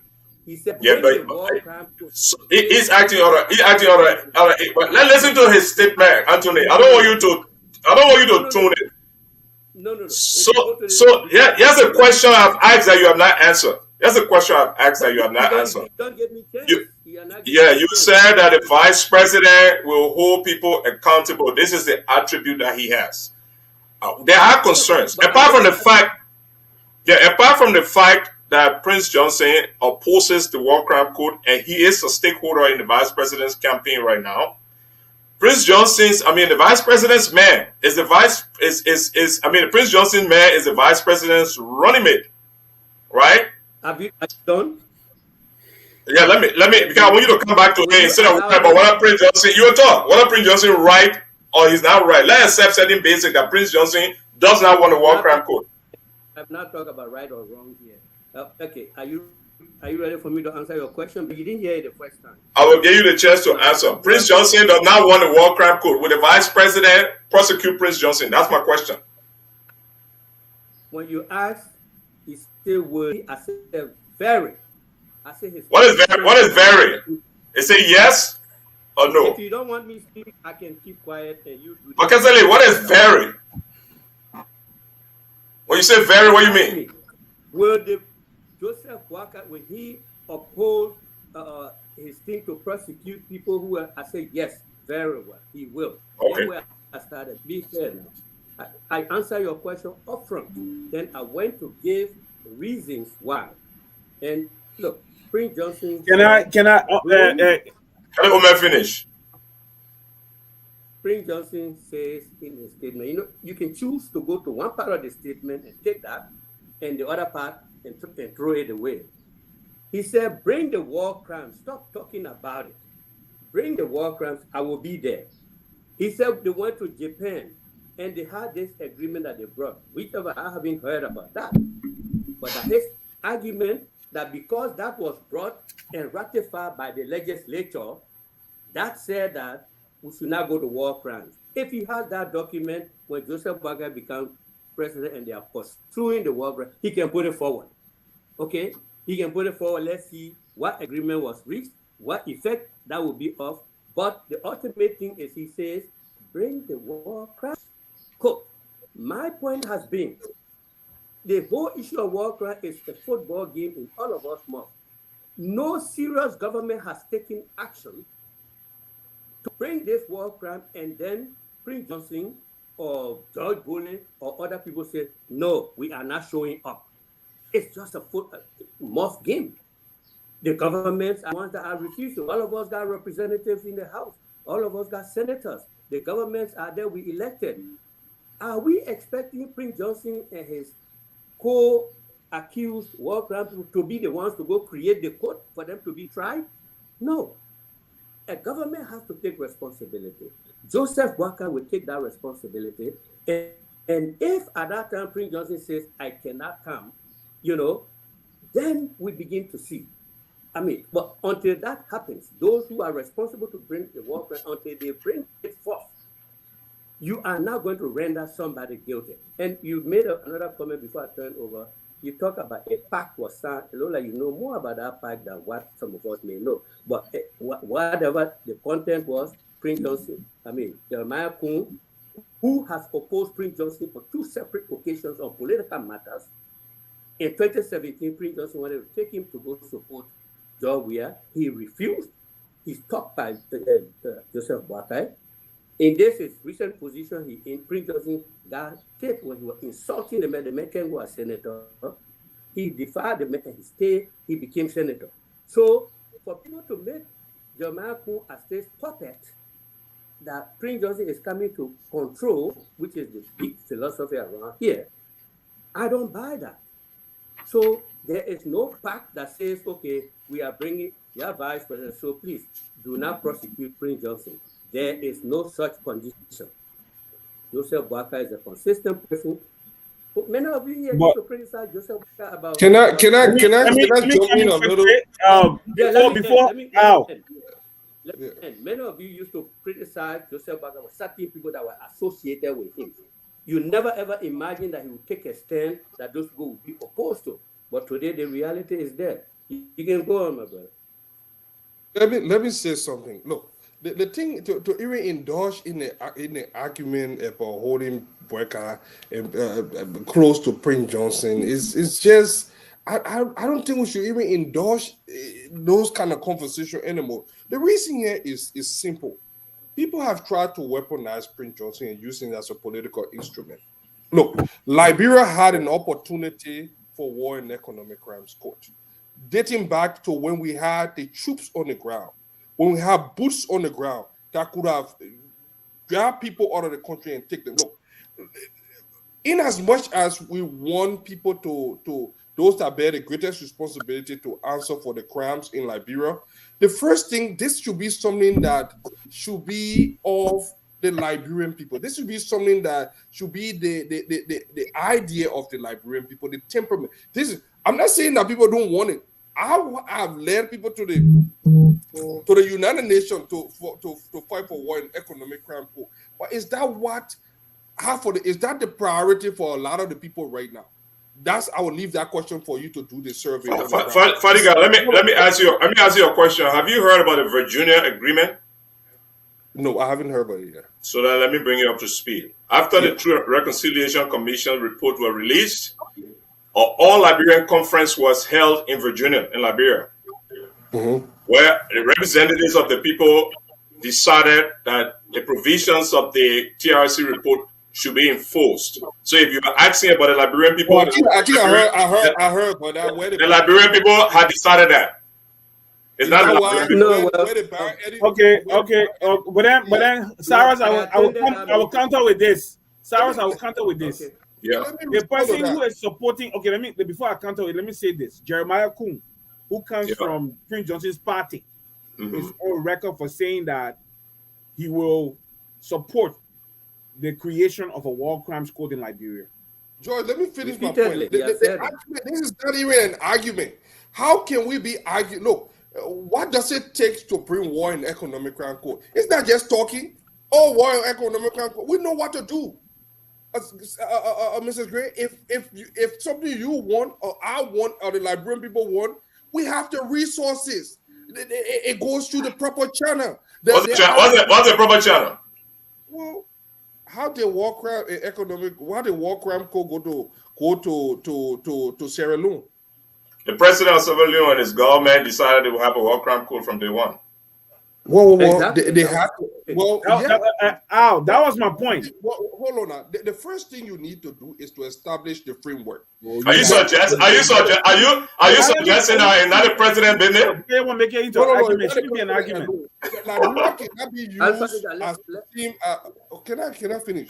We cannot use the same Sierra Leone as a yardstick to measure our own war and economic crimes code. The Sierra Leonean, their international partner, went directly after war crime code to prosecute those that bear the greatest responsibility for crimes committed in Liberia. Liberia and Liberians opted for something else. That is why it has been very difficult. What did we opt for? No. We opt for reconciliation, truth and reconciliation. Model after this. Hold on. I think let Georgie make some comments. Let me come in small, please. Go ahead, Tulay.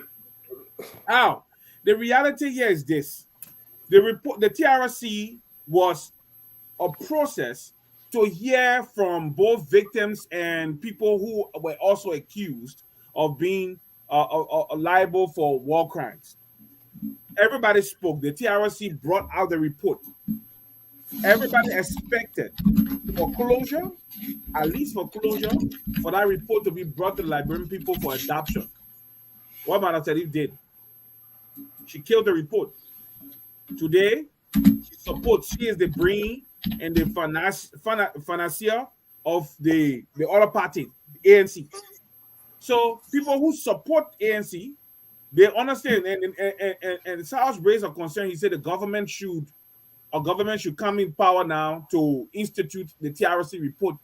But then why don't we even having a conversation when each person? Why don't you go to the person who is supporting? Why is she not supporting Joseph Yuma Boakai?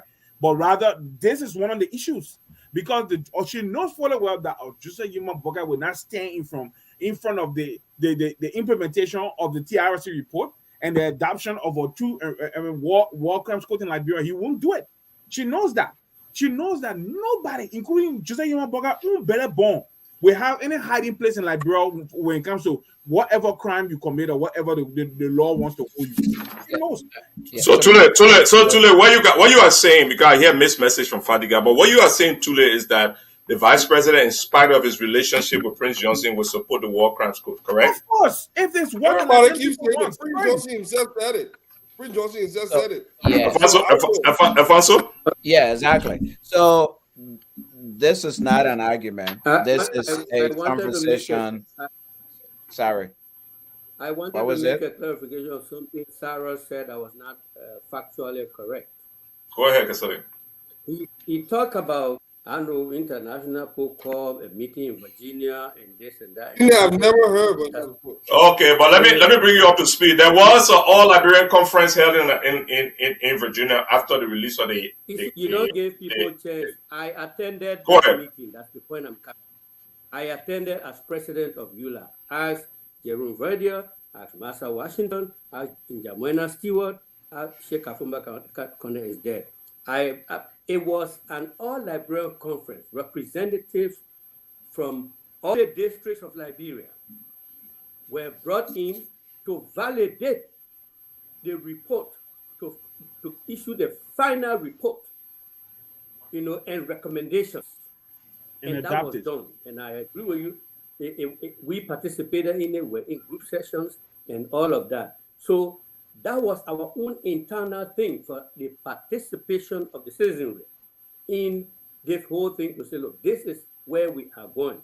I know there was a little controversy. Madame Kesselly was supposed to address that conference. Do you know that she declined? Yeah. And she sent Joseph Boakai, and Joseph Boakai is the one that walked there that day to speak. Okay, she declined. Everyone were all set in plenary, waiting for her to come. And last minute she disappointed, and Joseph Boakai did come to talk to us.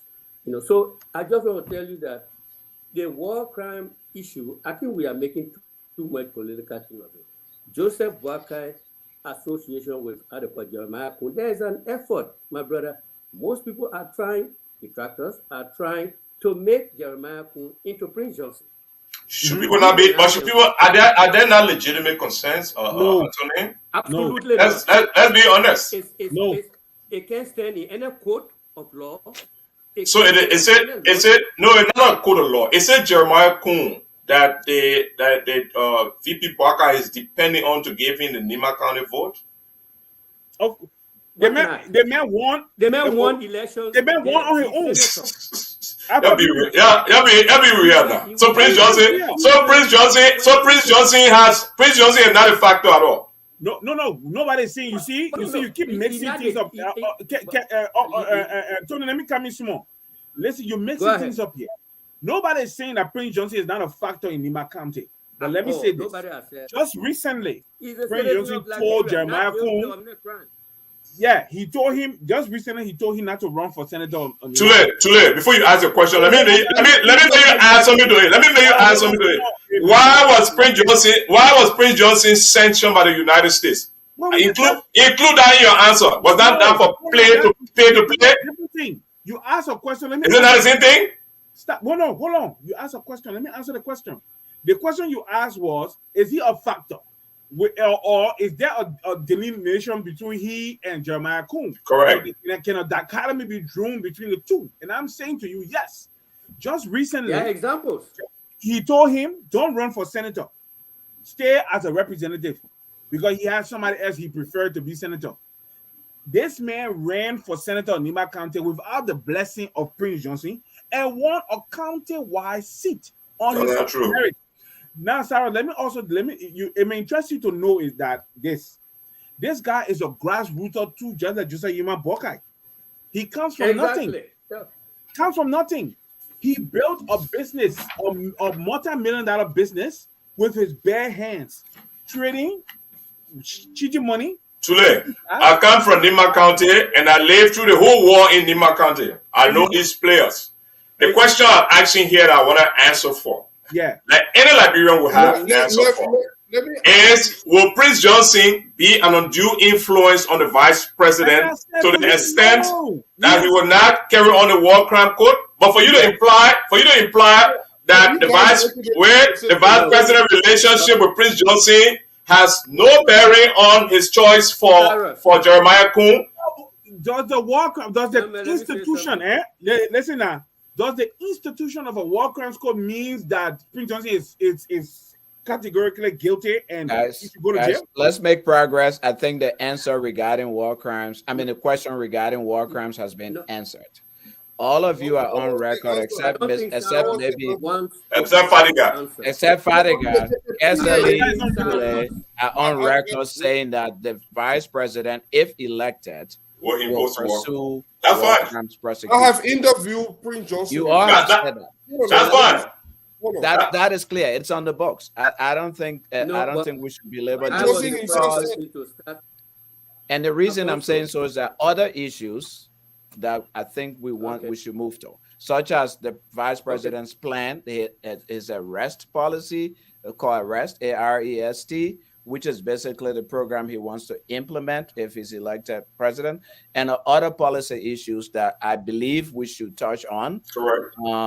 Instead of just dwelling on this war crimes thing, because I think we've gotten sufficient answer that he. I don't think we are getting to a point now. Of so let me ask you: can any one of you explain his arrest program and how he intends to implement it? Any of you want to pick it up? Except I can come in, but the thing is honestly. But wait. I think Al has an issue. Alfonso, if you want to go back, if you want to take a minute on our war crime team, do that.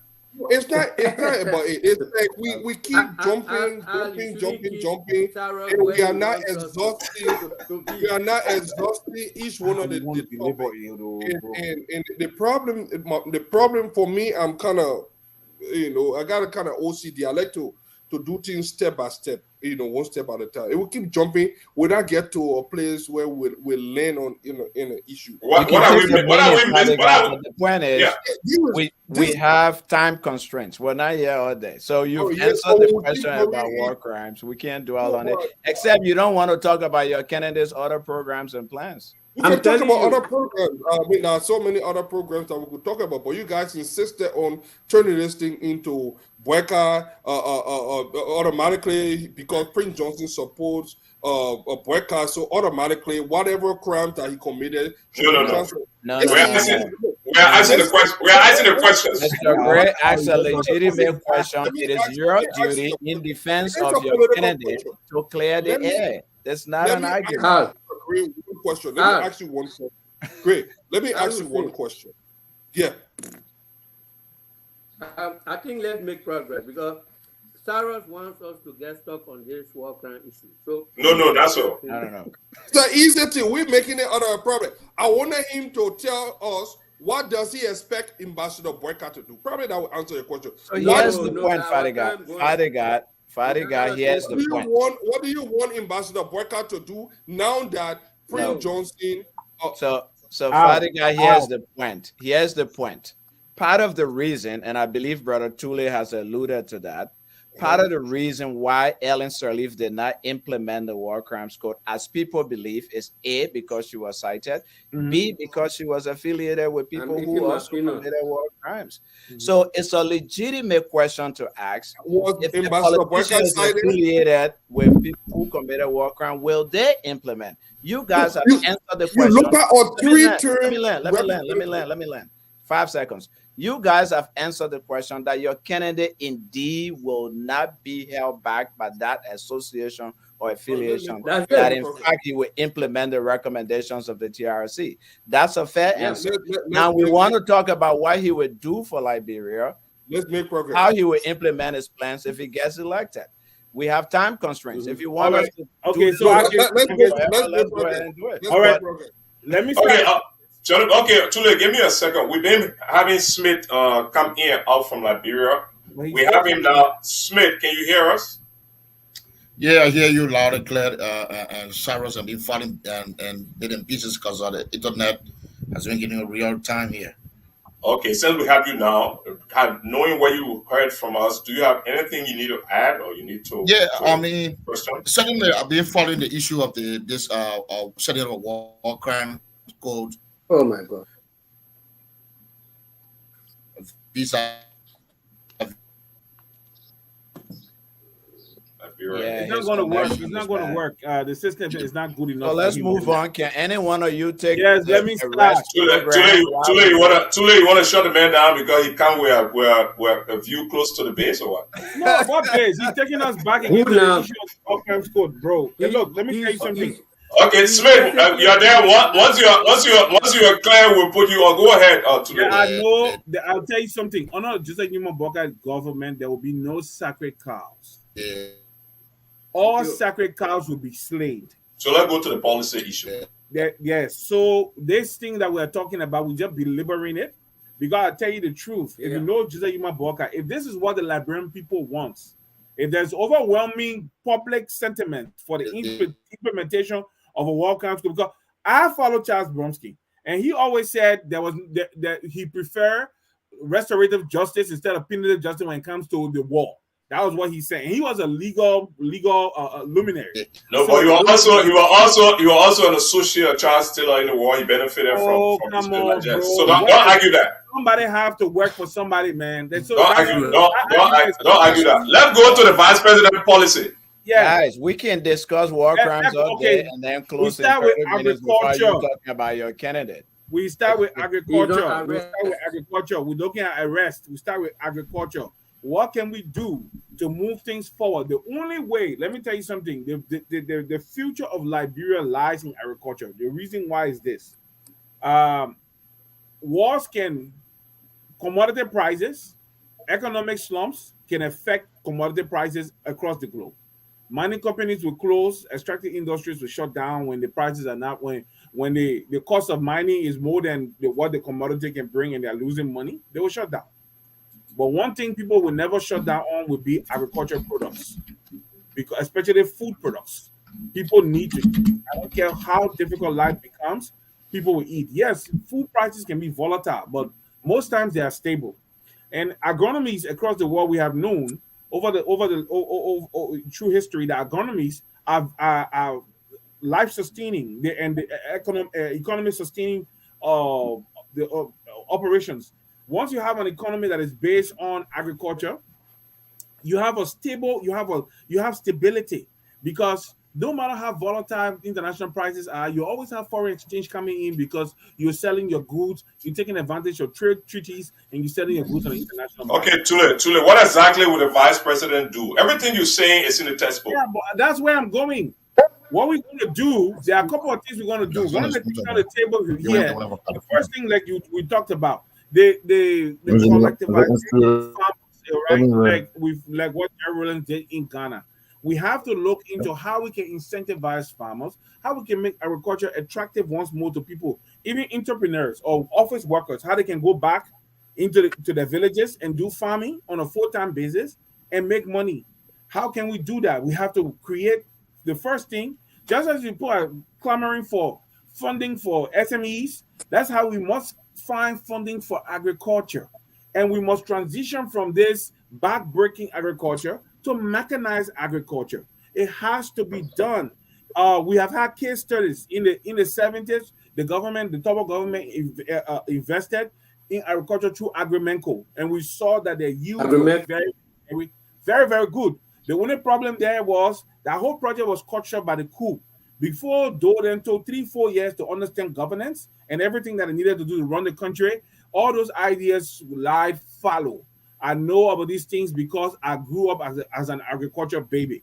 I will tell you the reality here. We are going to change the mindset, transition from sustainable. I mean, what's the name? Not sustainable.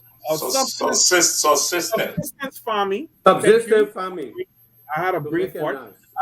We're gonna transition from subsistence, back-breaking based farming to more mechanized kind of farming. How do we do it? We'll do it from the public sector perspective, or we'll do it by incentivizing private sector. It has to be a partnership issue. But the way you do it, we have the CDA, right? We have the CDA. We must recapitalize or even create a new agricultural cooperative development bank.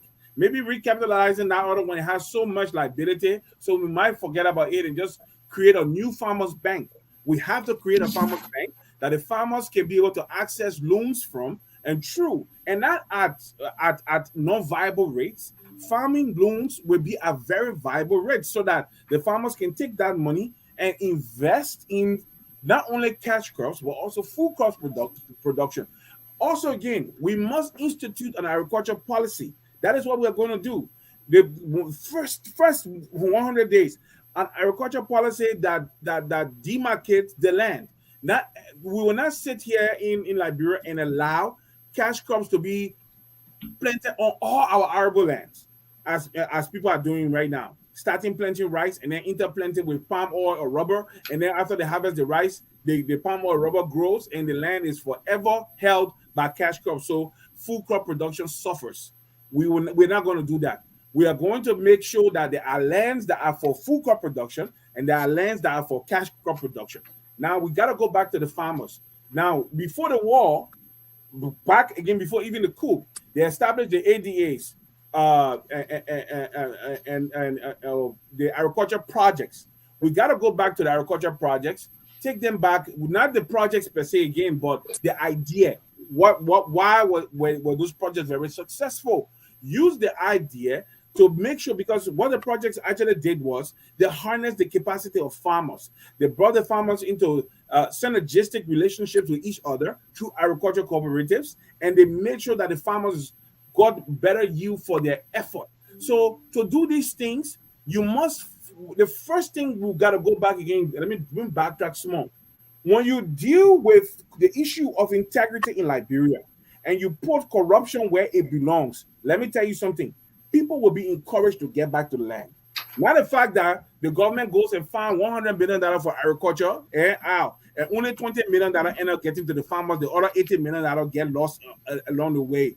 Okay, then you defeat your own purpose. But if you get a money earmarked for a particular project and seriousness and accountability and probity is brought to bear, like what Jose Boakai intends to do, trust me, definitely you will find that things will begin to appreciate. If you capitalize or you create a farmers bank and then you work through the CDA to make sure that farmers join together and are collectivized into cooperatives so that they can have better, they eliminate the middleman, create also food boards where you can buy food from the farmers so that the farmers don't plant and then they harvest and there's no way to get their crops to the road, the city, and that way the arrow comes in roads.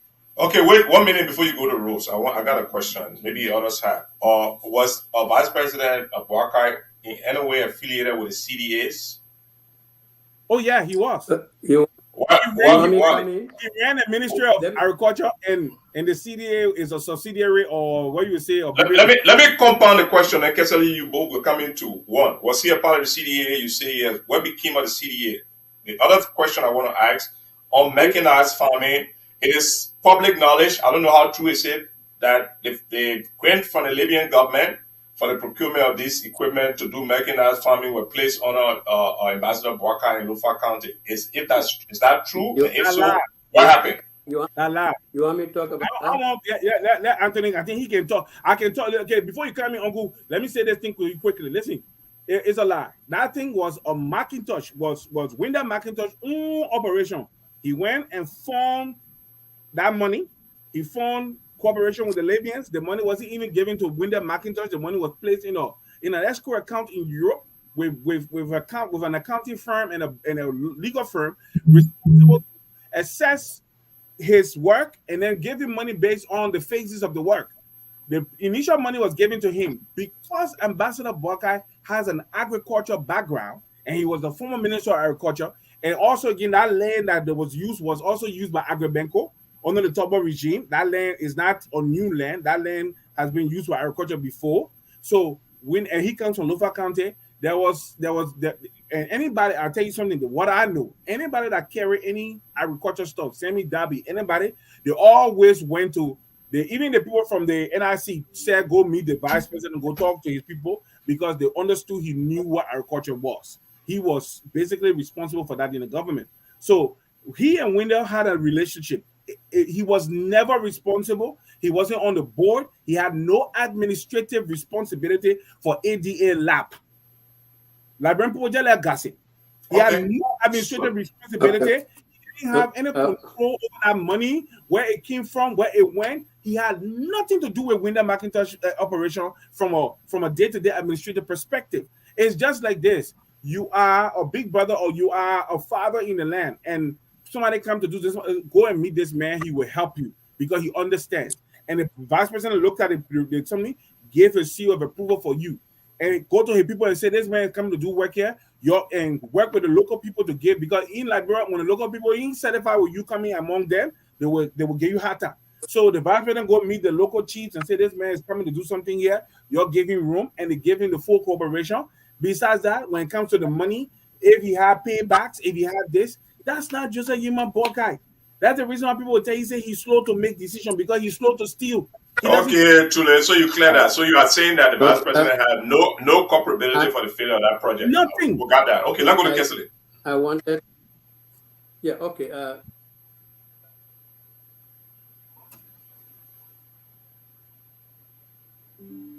Kesselly, you froze. Thank you. Kesselly seems to be frozen.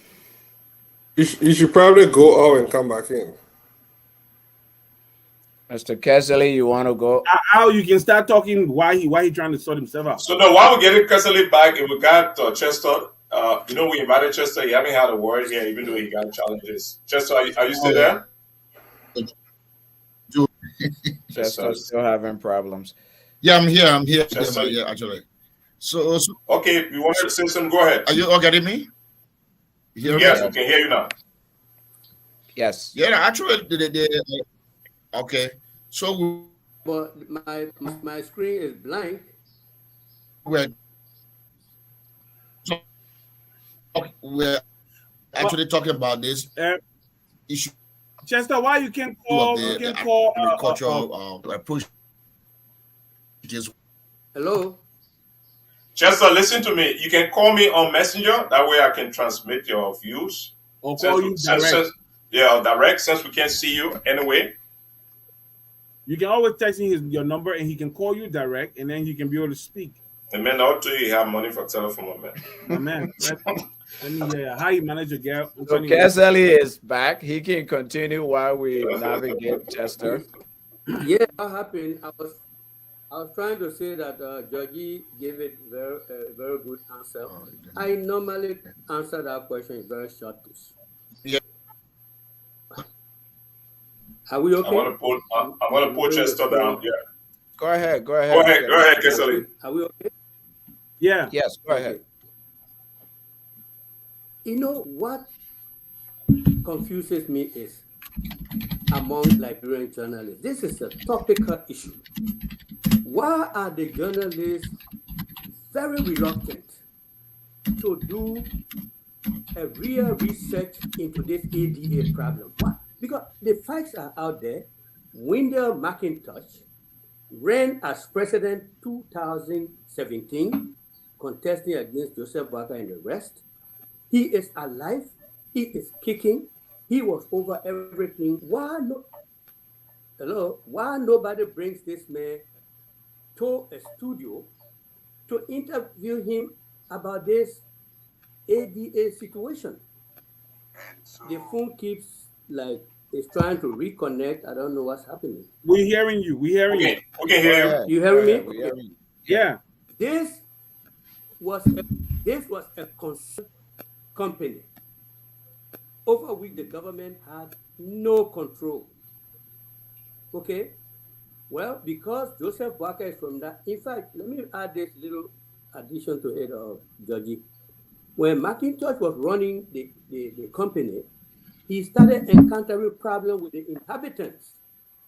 That's how he was pulling Boakai with his leverage, the respect he has in the area, to come and pacify the people. Yeah. So there was no binding relationship between them. It was just a deal. It wasn't a deal. When you mean a deal, that means you must say, no, you come to the vice president to help resolve your issues.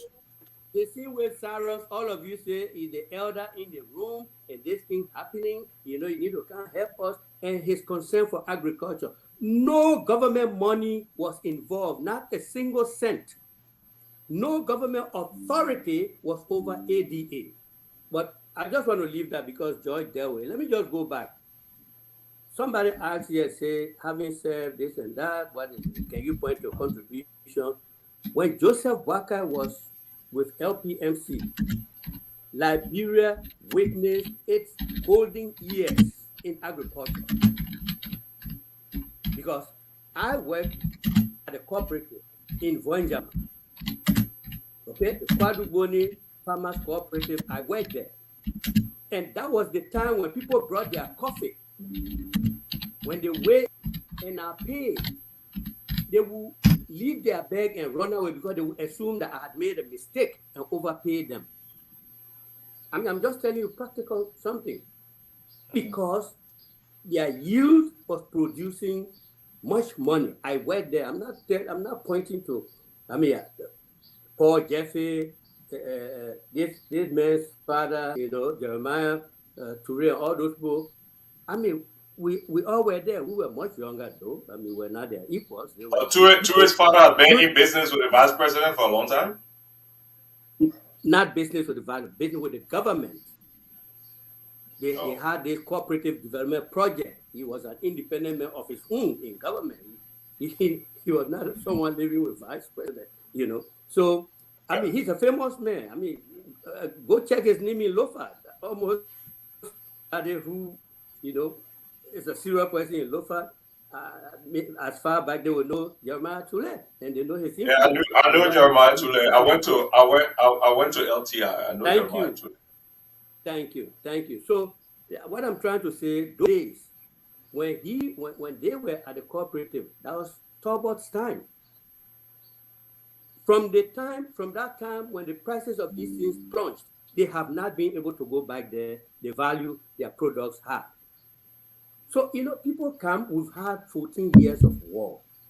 Certain contribution we made to society, we retrogressed with the war. So they easily come in. What have you done? We don't see this. We don't see. Do you know that we went through war and a lot of things were destroyed? Do you know that this country was moving very fine at some point before the war, and people achieved a lot of things which we lost during the war?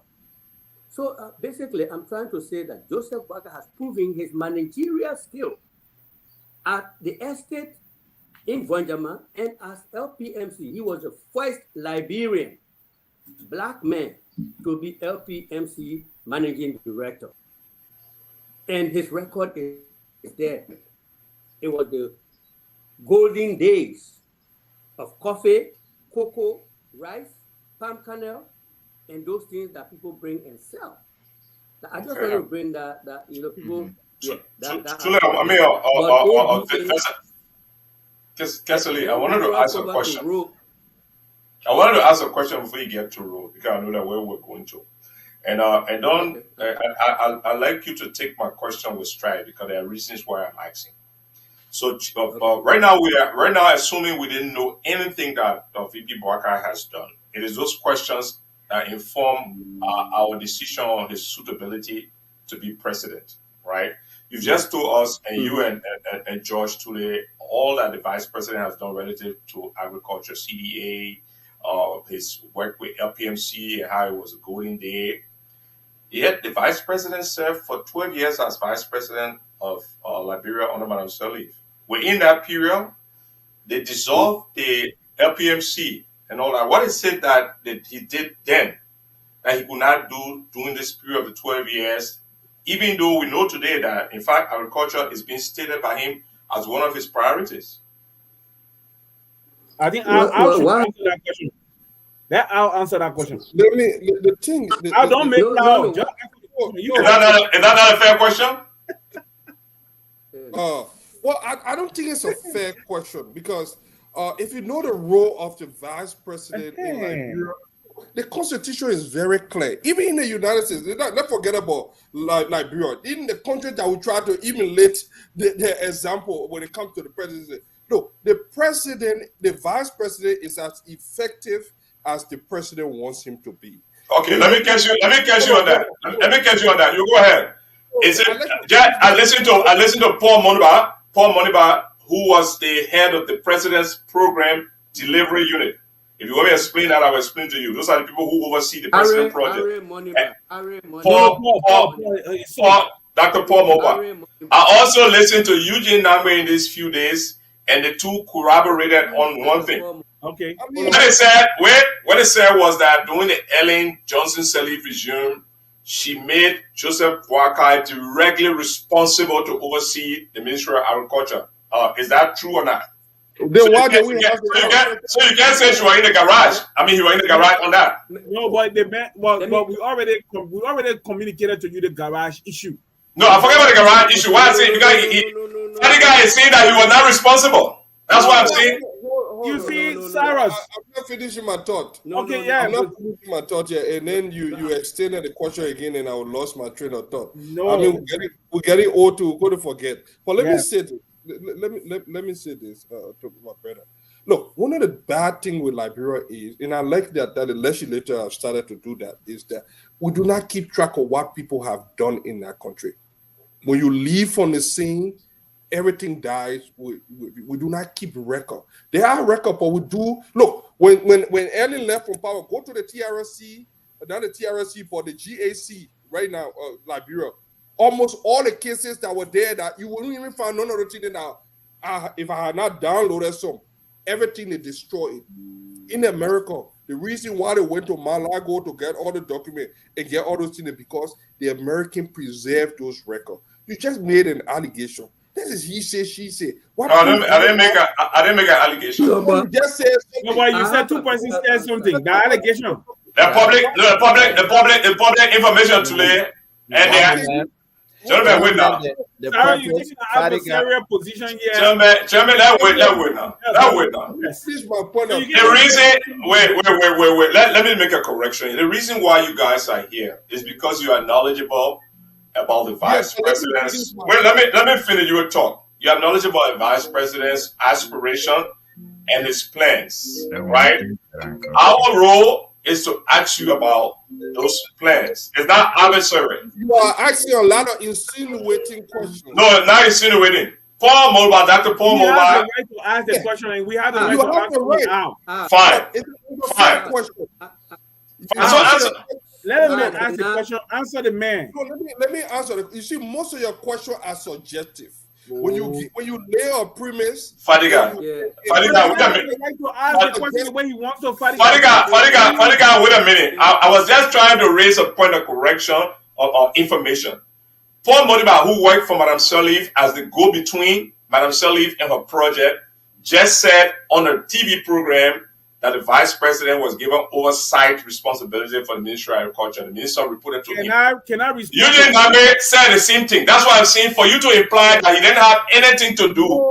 No, but nobody said he didn't have anything Besides to do. that, gentlemen, this program, you are invited here to give you an opportunity to promote or to defend your Our job here is to ask you the question. Let me if you want to control how we frame our questions, rather than you explain your candidate's position. Can I say something? Yes. Can I say something? I waste more. To the point. To the point that you raised. We are wasting our own time here because we have a precious opportunity to sell our people. If we allow people to get us involved in these arguments and then the time finish, we will not have done ourselves a service. So, I mean, I don't know what other dimension. I have an answer for that. They gave Agriculture Ministry this and that. I have a very short answer. Why will you even entertain answering a question that is not even a question? If you're saying that Eugene Nangwe, if you listen to me, you will know why. If you listen all right, go ahead. I submit. Okay. Because our journalists normally can come and act like they have no clue how the government runs. The Constitution defines the role, functions, and so of the Vice President. The Constitution in Article 51 says this. It says the Vice President shall attend meetings of the Cabinet and other government meetings and shall perform such functions as the President shall delegate or deem appropriate, provided that no power specifically vested in the President by the provisions of this Constitution shall be delegated to the Vice President. So, no powers like he runs the cabinet, he this and that. You cannot. So that's a big lie to say they took this agency and therefore Joseph Boakai had the power to run it. Okay. If he say, okay, I'll tell you to. That is exactly what I was alluding to. Yeah, let me say something to that point. Let me help you small, big brother. Let me help you small. The issue is this. Yes, but here's the issue. The issue here is this. It is possible for me to tell Uncle Tony, and say, I gave you this ministry, but you do not have any administrative or executive power to effect anything there. You expect the people to respect you? You expect the people to respect you? When people keep saying Joseph Boakai was given this function, people don't read their constitution. How do we know that it even happened? No, even that was that you sort of get information from Eugene Nangwe.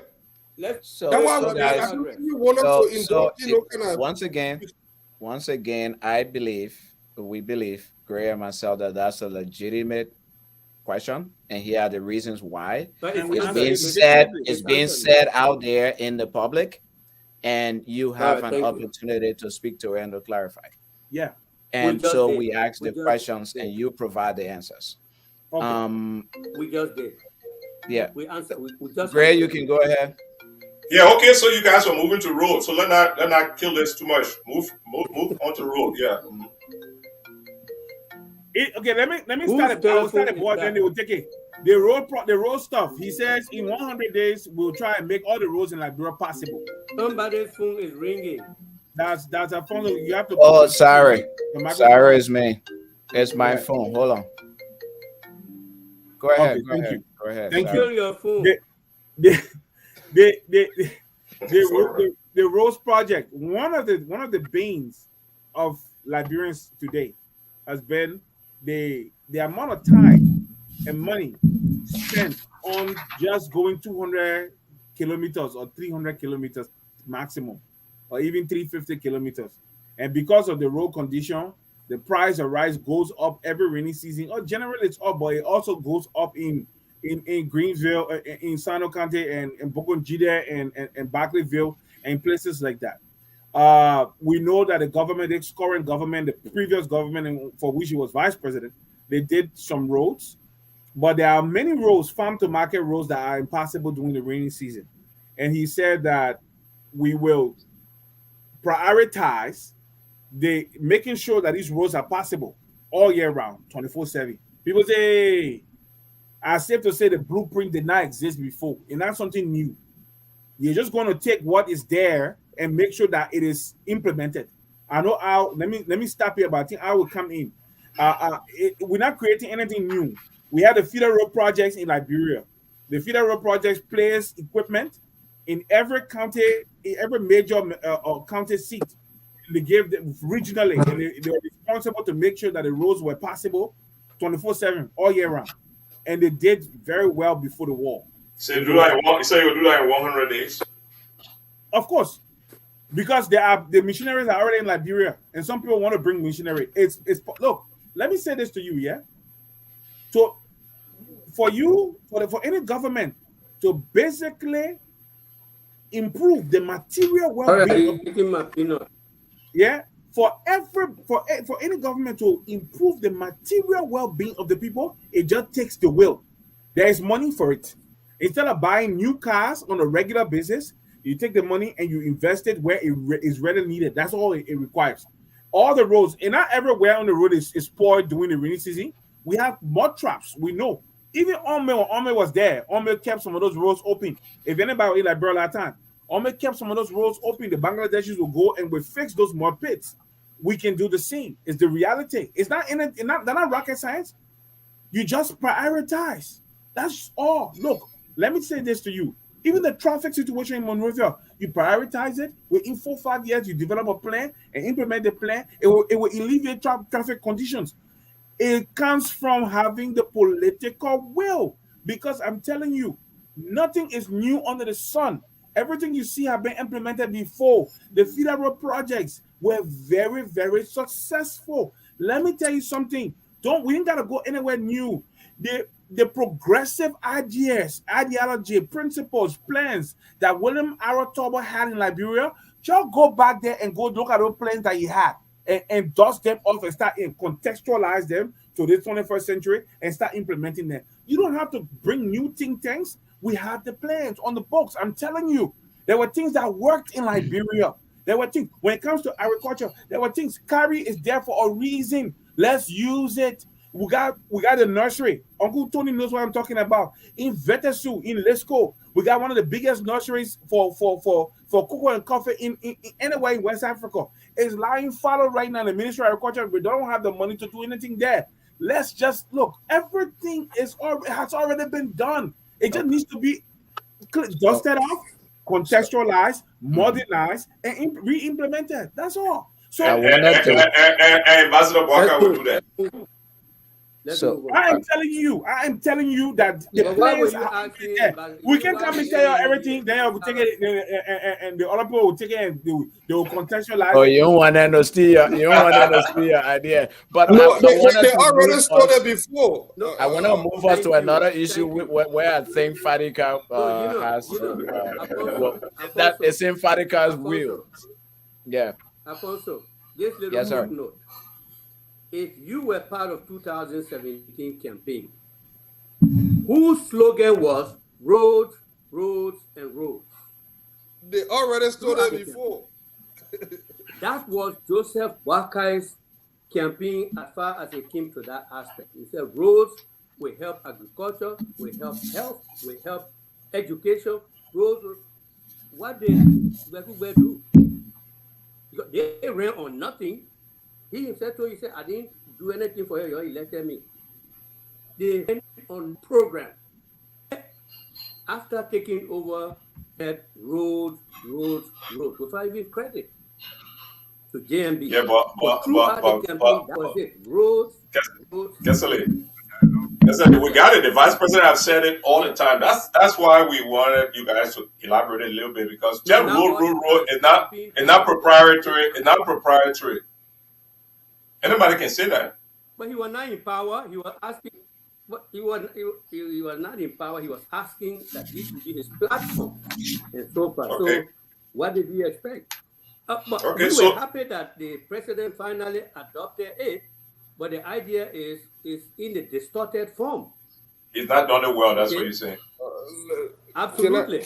And they are doing it with so much discredit, to things that other people had done, like the Banga Mendekoma Road. The Banga Mendekoma Road concept started as far back as Samuel Doe. But Madame Salif gave it meat in her administration. And I can testify to that because you keep talking about Paul Monimba. That's Clarence Monimba. Oh yeah, Clarence Monimba. Yeah, thank you for the correction. Paul is the other brother. Sorry about that. Yeah, thank you for the correction. Okay, we used to go to the PDU. The PDU was headed by Judy Moore first. Later, they sent him to public works. Headed by Sandolo, then Judy Moore. Yeah. Well, yeah, okay. I'm talking about Monimba came there. Every session at the foreign ministry, I normally call it the executive mansion. That's because that's where the president's office was. I accompanied that time Vice President Boakai to every session of the PDU. And I know so very much about the Banga Mendekoma Road. I know when it was reported that because it divided into different segments, because you don't have money to do all together. So you identify this segment, Banga to Salayi, to complete, then you start from Salayi to Vonjama, and then so on until it goes to Mendekoma. This portion that is being done today by this government was discussed, RAP payments were done, money was secured, everything. I used to remember when we go to the session when we got to that part, Banga Mendekoma Road, the president used to even take leave and go do small things off and come to that Joseph Boakai area. Joseph Boakai would be the one asking all the questions, and all these guys, Amos Sibo and Koko, the Chief Justice's son, and all people were on that PDU committee. They will be reporting with how you call this, the PowerPoint. They will show pictures, the status of all projects of government, water, port, electricity, whichever project the government is involved, they will outline everything. Each time we reach to Banga Mendekoma Road, now Joseph Boakai time. A time came after the money was secured and everything, they decided to begin it. You saw how the groundbreaking happened, how Joseph Boakai was excluded. And Joel Howard Taylor and president, at that time he was a candidate, were given that opportunity behind the back of Joseph Boakai. That's the road today. I see the vice president stand in Zozo and other places and say, the people were here saying, it's for the serving. They not do nothing, they didn't bring the road. We are bringing the road. That got me upset because she knows the story of that road. The only reason why she came to do that road groundbreaking is because they thought she was a senator from Bong, and the road was beginning in Bong, and other authorities in Lofa, superintendent, who were supposed to be there. So that road that they are doing today, it's not something they budgeted for. It's not something they financed. If they begin from salary and start going, hallelujah, that would be great. But the one they are doing right now is not they are doing. Joseph Boakai has heavy credit for that along under the presidency of Mrs. Justice Salif. Okay, Kesselly. So let's move on to the next priority item. After roads is E. What's the E for? Education. Yeah, so what is the vice president planning to do differently from what we're doing now? Oh, education area. Let me tell you, Vice President Boakai was involved in the founding of UMU, AMEU, the Lofa County community is very big on education.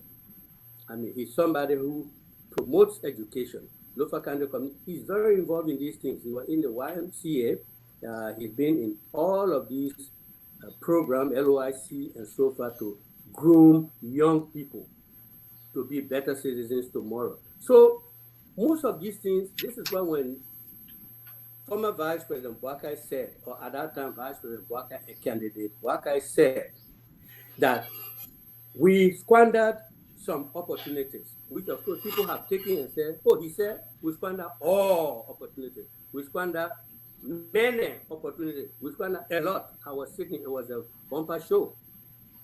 The bumper show by Patrick Horner at the time. I was sitting in the studio. He said, yeah, we did squander some opportunities. And they did ask him to elaborate. I don't know why the people at ELBD, they should have that recording. Why is somebody hiding it? Oh, the man said all they did was to squander opportunities.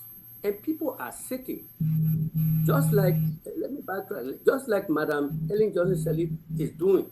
All of you on this panel, when George Weah came on air and said that they met the coffers empty, what did Madam Sirleaf say, my people? If people remember, she clarified that that was not true. But they will keep saying that Madam Sirleaf government with Joseph Boakai did nothing to carry road to Lofa. There's no clarification. They say, oh no, the one that's going on right now, we did it during. No clarification. Quietude, total quietude.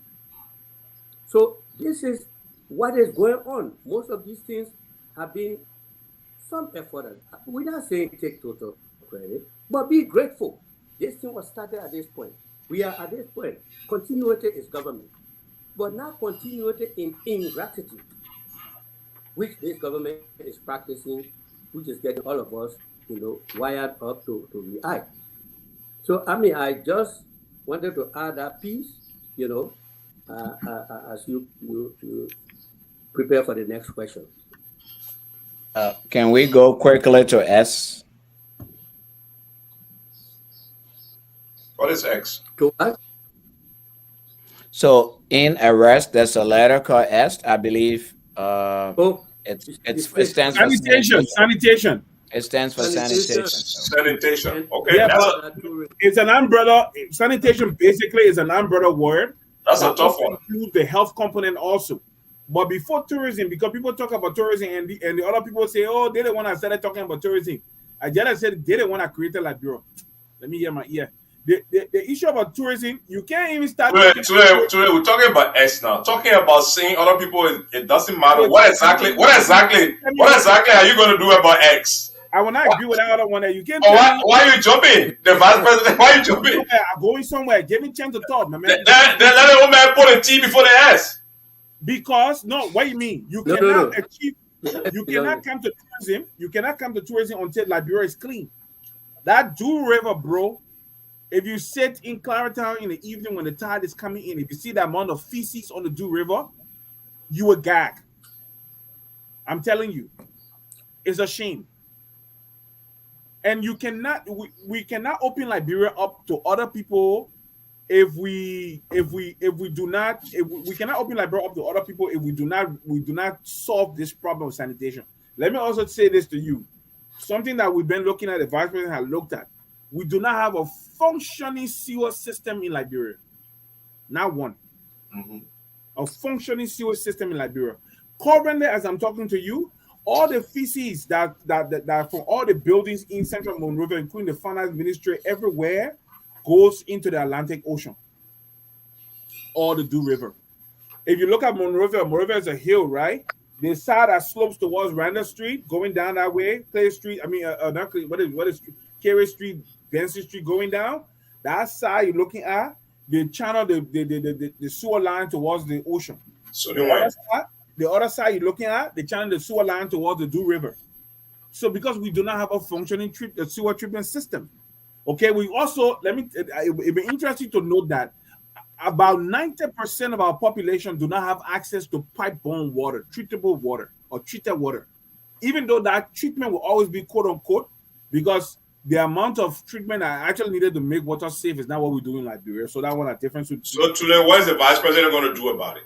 Okay, what we're going to do about it is this. We're going to make sure that the ordinances that are responsible for cleaning the city, the first thing we have to start from the rudimentary perspective until we can raise the capital to be able to do real greenfield, real development when it comes to opening those sewer lines and creating us recreating the sewer plant in Fiama. Until we can get to that place, let me give you a little help. Let's deal with the communities first, the ordinances, the city ordinances, and get the Monrovia, how you call it, Monrovia City Corporation to do their job. So that what they asked for to get people to clear the garbage. No. Oh, sanitation completely. It's not only about gas, but it's a whole industry. So we look at solid waste management. It's a whole industry. We need to look into that. We need to invest money into that. But you see, you may not have the capital to do the big one at the beginning. But what you can do is you can start with what is practical, even at your very limited budgetary stance.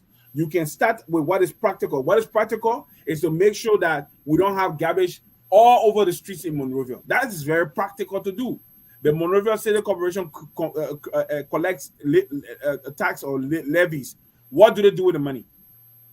Use the money to collect the garbage. It must be a governmental priority from the executive, not from the city mayor perspective, because Monrovia is the seat. All the embassies, everybody in Monrovia there. So these are the things that we need to do. It ain't take much. So is there? Do you know of a concept note or blueprint that can be shared with the public to get some details to these things? Are you the vice president? We're not giving you anything we say in a detailed manner. The next thing you will look at the other post, they will give a different name. So how does the vice president make his case? But we're making a case now. We gotta give you detailed paper when the time comes. You see the details. Okay. Go ahead, Kesselly. Let me add this part. We're talking about future, what they will do. Let me tell you a little pilot project that was presided over by the vice president in the area of sanitation. I don't know whether people heard about the Liberian Youth Employment Program, LYEP, which was a very famous program that the vice president, Minister of Youth and Sport at the time, Tonola Vapila, worked on the concept of utilizing the youth in cities to attach them to city corporations to get them in this issue of helping the sanitation area of those cities. What became of that? I thought I'm still speaking. I mean, I like the idea that there was a concept. What became of that? If I land, then you. I haven't landed. I'm going. Okay, go ahead, guys. Okay. I'll give you full. Go ahead, Tulay. 26 cities around Liberia were selected for that program. Some budgetary allotment was promised.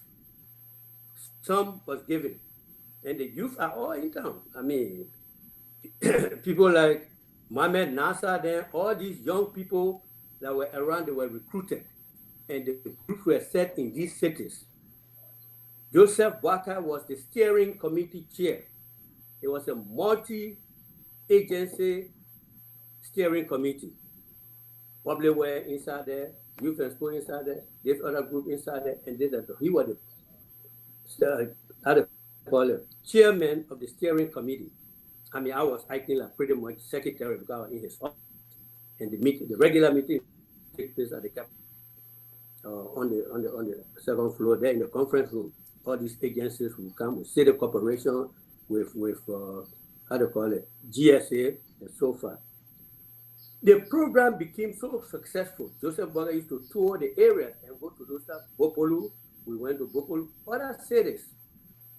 How they were helping improve sanitation, working with the city mayors in the respective cities, 26 cities, Kappa, all those areas. They were so successful. To the point where Madame Salif boasted about it in her annual report. After which, for mysterious reasons, funding was withdrawn. Are you hearing me? I'm saying it for the public. Funding was withdrawn. Mm-hmm. They promised that they were bringing how many million, everybody became very mobilized, everybody expectant, everybody very optimistic because the program was succeeding. It was something to boast about. It was talked about in the annual report. After that, it was dropped.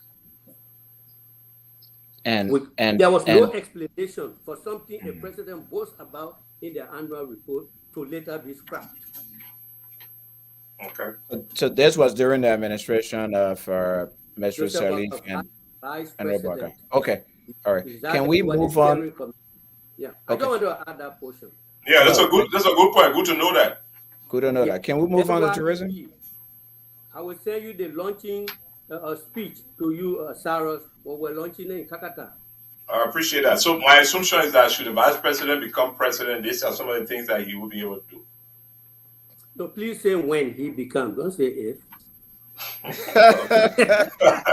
We're going there. That's where I want. Okay. That's where I want to take us to. So let's go to TFA. I want to take us to electability, but I wanted to give them an opportunity if they want to talk about tourism before we go to electability, because it's an important component that we haven't touched. Yeah, just so we know that our apology first. We've been talking. We've run over our normal time. Exactly. We've been keeping you guys, so I apologize for that. But since we have you, let's exhaust it.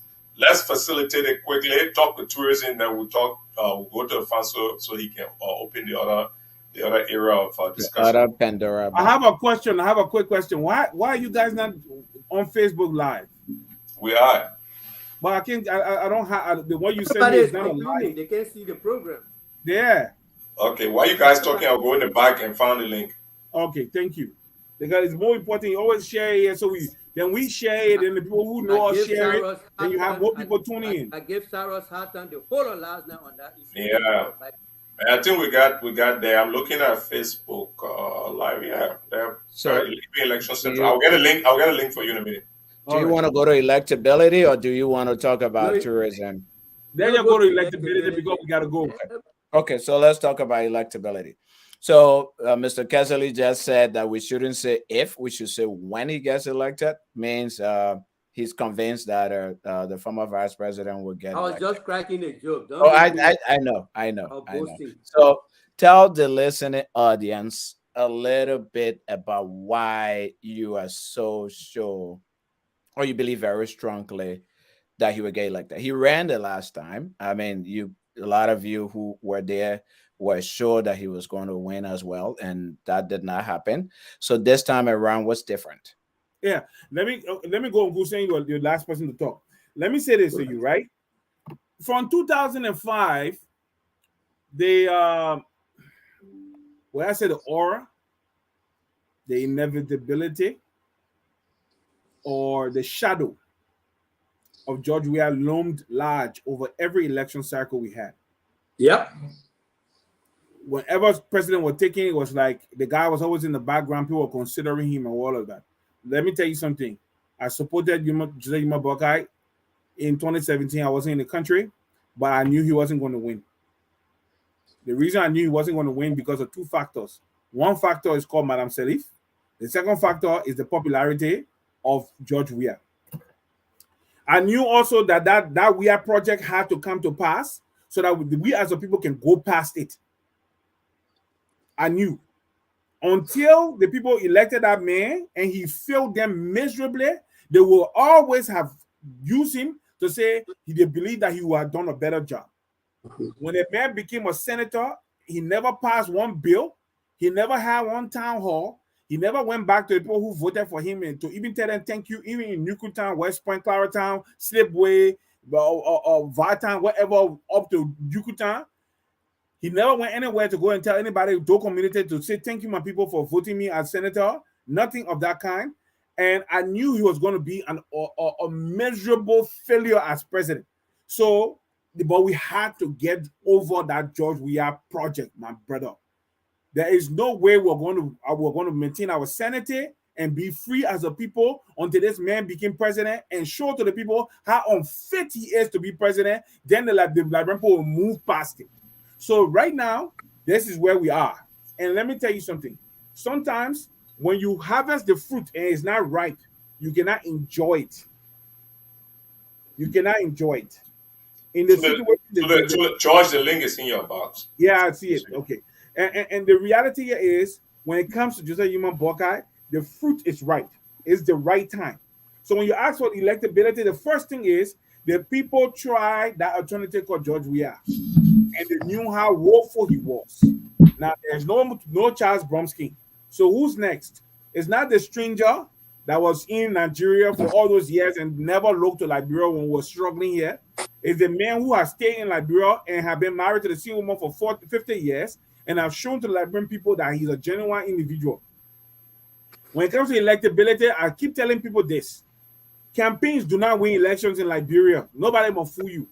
When the people, the character of the person is more important to the people than the campaign that you run.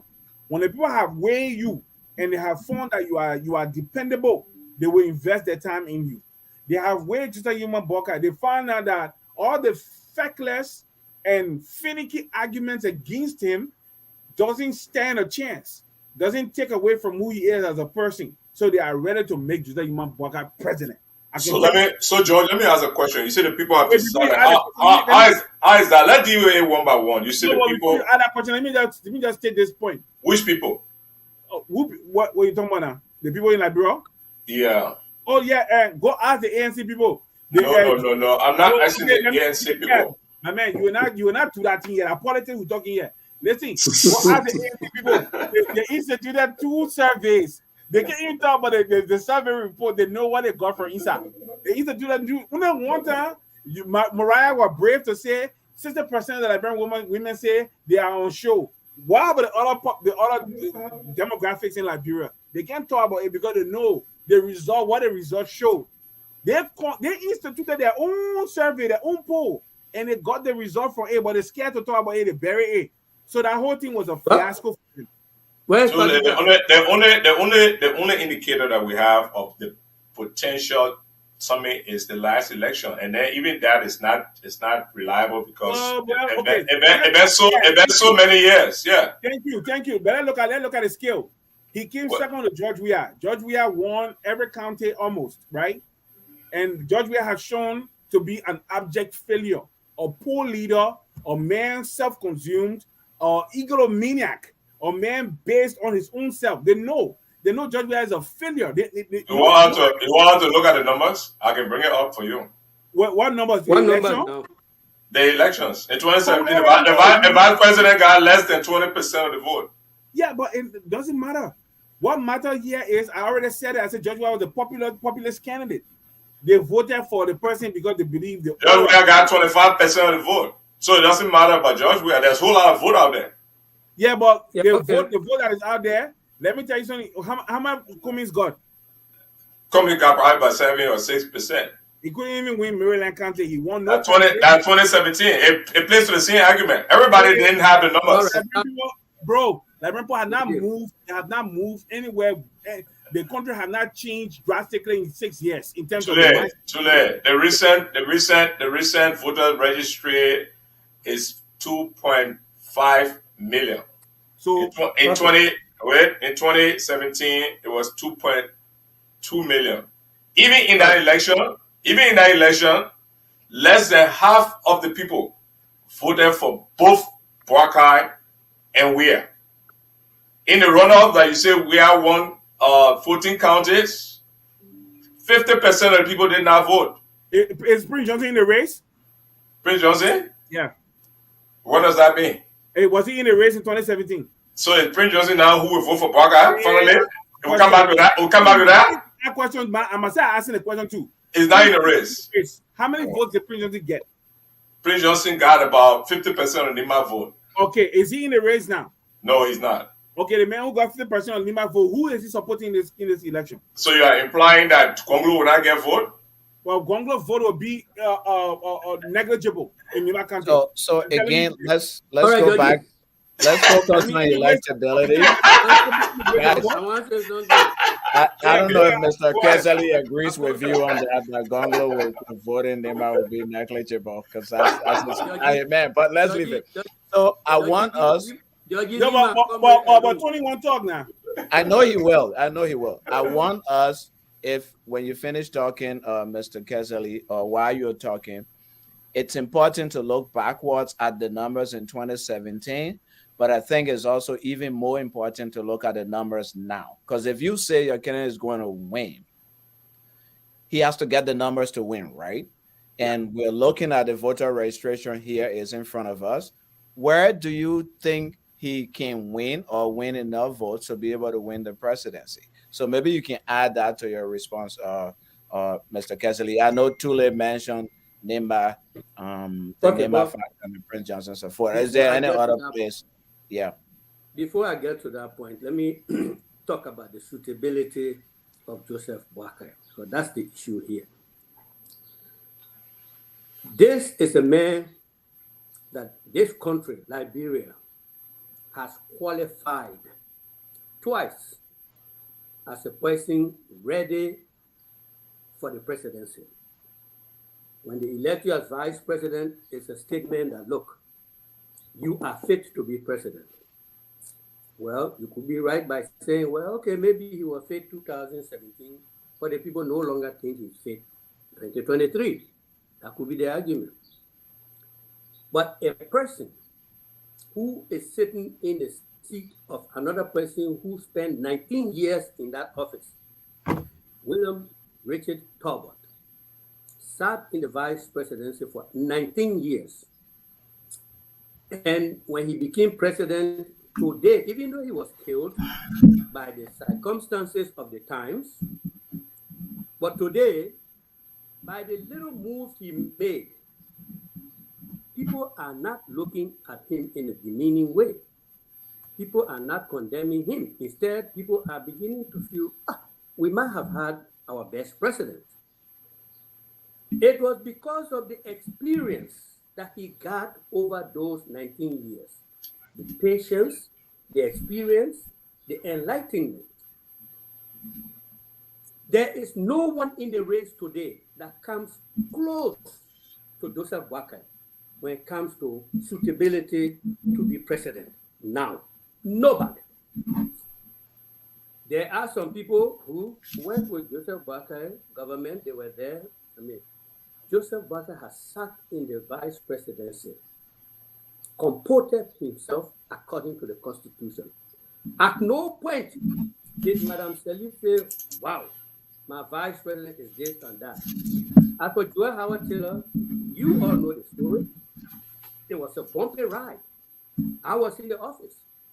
I know what it was, the unfairness, the unfair treatment that she was subjected to.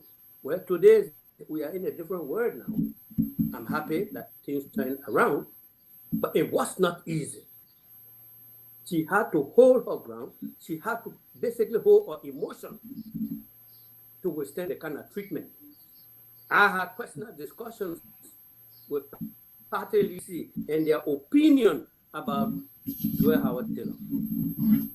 None of that happened between Joseph Boakai, noticeably, none of that happened between Joseph Boakai and his boss.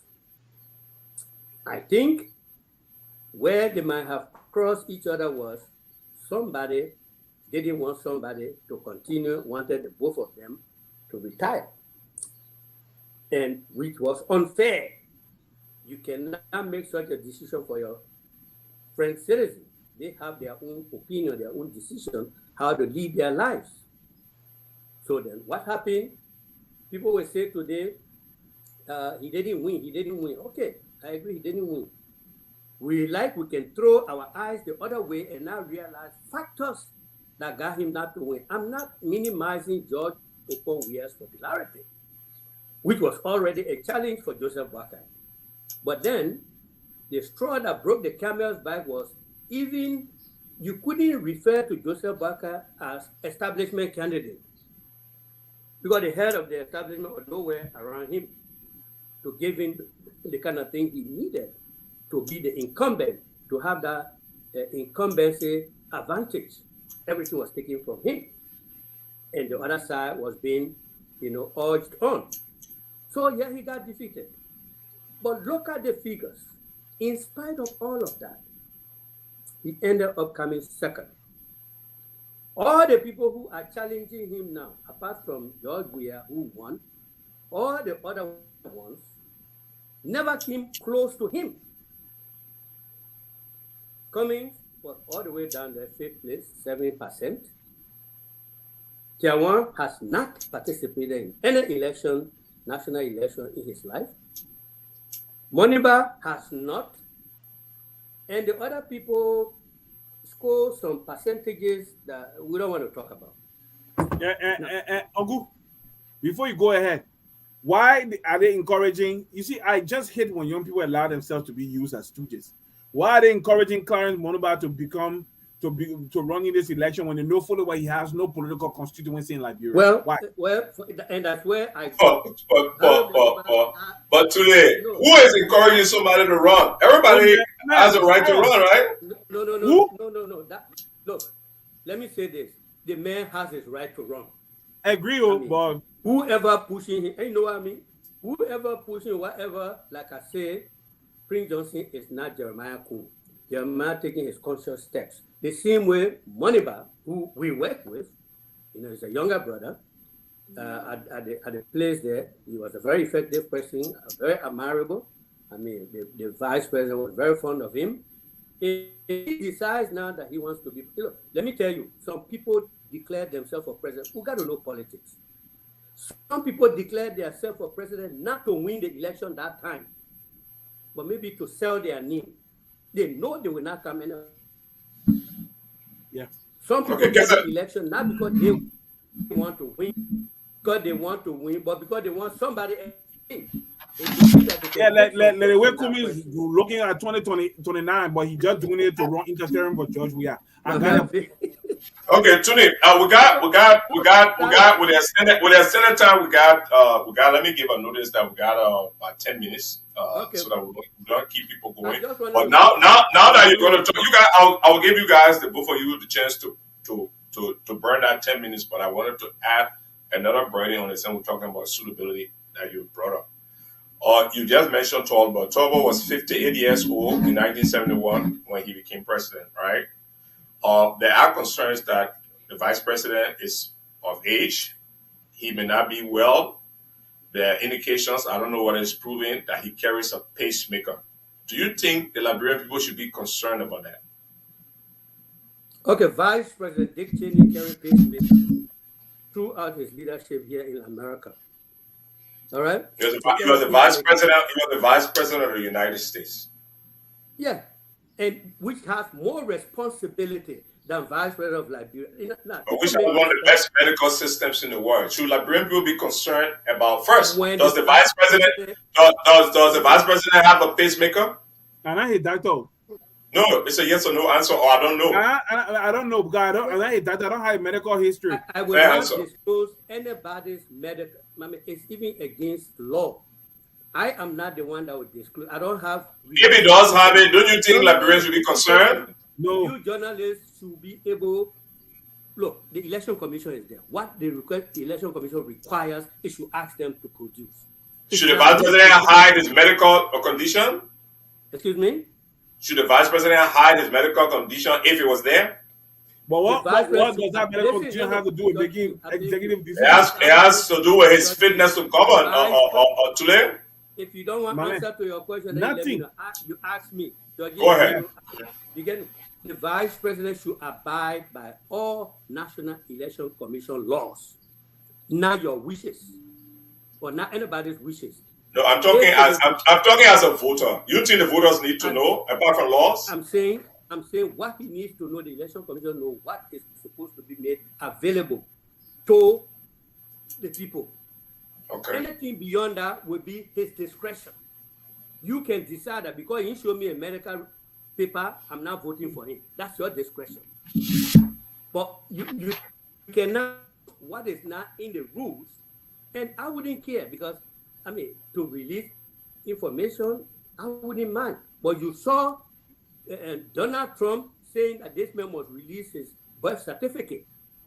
Those are areas where only the pressing can decide and will not let people who don't abide by rule of law to use sentiment and pressure us to do something. If Joseph Boakai is required by any law to publish whatever, he's going to publish that. But we're not So, going to Kesselly, you are saying that it should not be the concern of the Liberian citizens whether Joe Boakai is sick or he's not sick, right? But That's he's what not. you're saying. But having pacemaker doesn't mean you're sick. It should be no. Since the citizens are the doctors already, and they want to know whether he's sick, it's also his discretion to respond to, because we don't feel a significant portion of the population is actually bothered by that. It's just a few detractors who have imagined him to be dying after tomorrow, who are ringing it. If you want to prove it, let's go to election. The people will make a decision at the ballot box to say, look, you are too sick, we don't want you. Or you finish hiding your papers or your medical record, we don't want you. The voters will decide that. But until then, he will abide by whatever the elections laws require. Okay? So nobody can sit there and say, you sitting now over there might be sickness then that you're hiding. All on this screen here. So is he hiding? Is the vice president hiding a sickness? No, okay. I'm saying. Do you think we need to know? Why do you stretch people's statements? What is your intention? Is it not true that there are many people we don't know their health condition? They are not trying to be president of Liberia or Kesselly. That's the difference. If somebody is trying to be president of Liberia, an ordinary voter has concern about whether the person is well or sick. Is that not a fair question? And you, Tulay, I think Kesselly had pressed his own button to go high. No, he's right there. He's saying how coming. No, this is. I mean, bear with me. These are concerns. All on the wire. All on the. Yeah. All right. These are concerns. Let me come in smaller. If you are saying the vice president should not, it doesn't matter to him that people should know or not, then we'll take that as your answer. That's fair enough. Mr. Kesselly, you are muted. He's not muted. He's having problem with his connection. Yeah. But you can speak for him today. I think you share the same view. No, I can't speak for him. I can only speak for myself. Okay, you tell me now. You say nobody should be concerned about the vice president, his age, then the speculation that he carries a pacemaker, he has a heart condition. We shouldn't be concerned about it, or he doesn't have the obligation to tell us. Yeah, but when a man passes 70 years old, health issues can rise up now. That doesn't mean he's sick. So we shouldn't worry about that. That's what you say. It's not that man. Let me tell you something. The president said that I'll hammer and shovel job. The president said it's the ability to make decisions. You will have people there to develop the plan. All you gotta do, all you gotta do is to work with your planners and your implementers. So the position has no stress. Stress is incumbent in that position. Nobody's saying there's no stress, but stress can be managed. There are enough medication to manage stress. There are enough ways to manage stress. Sorry, we're not hearing you, Kesselly. We're not hearing you. You're not coming through. You're not coming through. The audio is gone. Can you hear us? You're not coming through. No, we're not hearing you. You can hear, but we're not hearing you. No, nobody blocking you. You can see you're muted. Start over. Try to reboot that. You got a few more minutes so you can close up. We need log back in. He's not blocking you honestly. We need to hear your closing argument, Kesselly. So go log reboot. Back in. That's all. Look, the reality. Hello. You're not going out. You're not going out. You just cutting. You gotta cut. You gotta log out and log back in. Okay, but while we have you, Tulay, compound everything. Give us your parking argument with all the issues that you want. Yeah, but you asked a question. I'm telling you, when it doesn't make much logic to me for you to believe that a man who is past 75 years old will not have health concerns. It doesn't preclude him or eliminate him from running offices. Bola Tinubu was just elected in Nigeria. I think he's past 80 already. Why did the Nigerian people overwhelmingly vote for Bola Tinubu in Nigeria? People saying he bought everybody, yes, but there were still people who went to the polls and voted for Bola Tinubu. Why? Because of what they believe he has to offer based on his track record as the governor of Lagos. My point to you is this. Joseph Yuma Boakai had the fortune and misfortune at the same time of being vice president to a very domineering individual. And we know what that portends. But the reality also on the ground is this. Joseph Yuma Boakai is an individual on his own, is a man of repose, is a man of great wisdom and inner strength. And that's what we want him. To deal with corruption, the president ain't got to go outside whipping everybody with stuff. But like I said, when the president not passing vouchers, nobody will pass vouchers. When the president is not committing fraud with the bank of the central bank and the finance minister, they will not do it because they know fully well their reports always come to the president's desk. How can they answer for their actions if the president is not the one sanctioning those actions? So you see, Joseph Boakai brings a lot, and then again, you won't have the other baggage of trying to bend himself over backwards to answer for Madam Sel's excesses of the past and even the present. It won't be part of it. And like I've said to you time and again, the president's job is now a hammer and anvil job. It's a job where decisions are made from a point where he sits down and he can talk. The reality is, having a pacemaker does not even stop you from being physically active as a person. So Joseph Yuma Boakai will get around. So he does have a pacemaker. I'm only saying if he does, I don't know. You don't want to telling me now. I'm just saying if it's my point. Yeah, maybe everybody's asking. Yeah, but I don't know. To be honest, I've never had a conversation with him about pacemaker. But I'm saying to you, even though I have not had a conversation with him about pacemaker, the reality here is wearing a pacemaker is not a disqualifying factor when it comes to running for presidency in Liberia. So let's focus on what disqualifies a man and not what people think will stop him from doing his job. We're talking about his suitability and his fitness. Hold on now. He gets around without being aided, which is a plus for me. Nobody aids him in getting around. He can stand and he can speak for 2 hours. He sits down. He's very lucid. He can remember things from Wasanga days when he was 4 or 5 years old till now. What you want? You want mental acuity. You want a president that is alert mentally. He may not be. The governor of Texas is an invalid. Yeah, he's physically handicapped, but he's still the governor of Texas. And if he was not a fool, he could even run for president of the Republic of the United States of America and maybe win. But because he's not a fool, he's an idiot. And because he's an idiot, he can never become president of the Republic of Liberia. I mean, of the United States of America. Do you live in Texas? Huh? Do you live in Texas? I don't. I live in Canada. The man's an idiot. Do you know that Texas is one of the most successful states in the United States? Governed by this guy. How can he be a fool? The mayor and DeSantis are both they are idiots. It was a joke when I raised it. Let's leave it. The mayor is invalid and he's still doing his job. The mayor is disabled. He's in a wheelchair. Okay, he's disabled. He's physically challenged. That's the perfect or politically correct word to use. He's physically challenged, but he's still doing his job. But what I'm saying is this: if he does have it, having a pacemaker is not a disqualifying factor.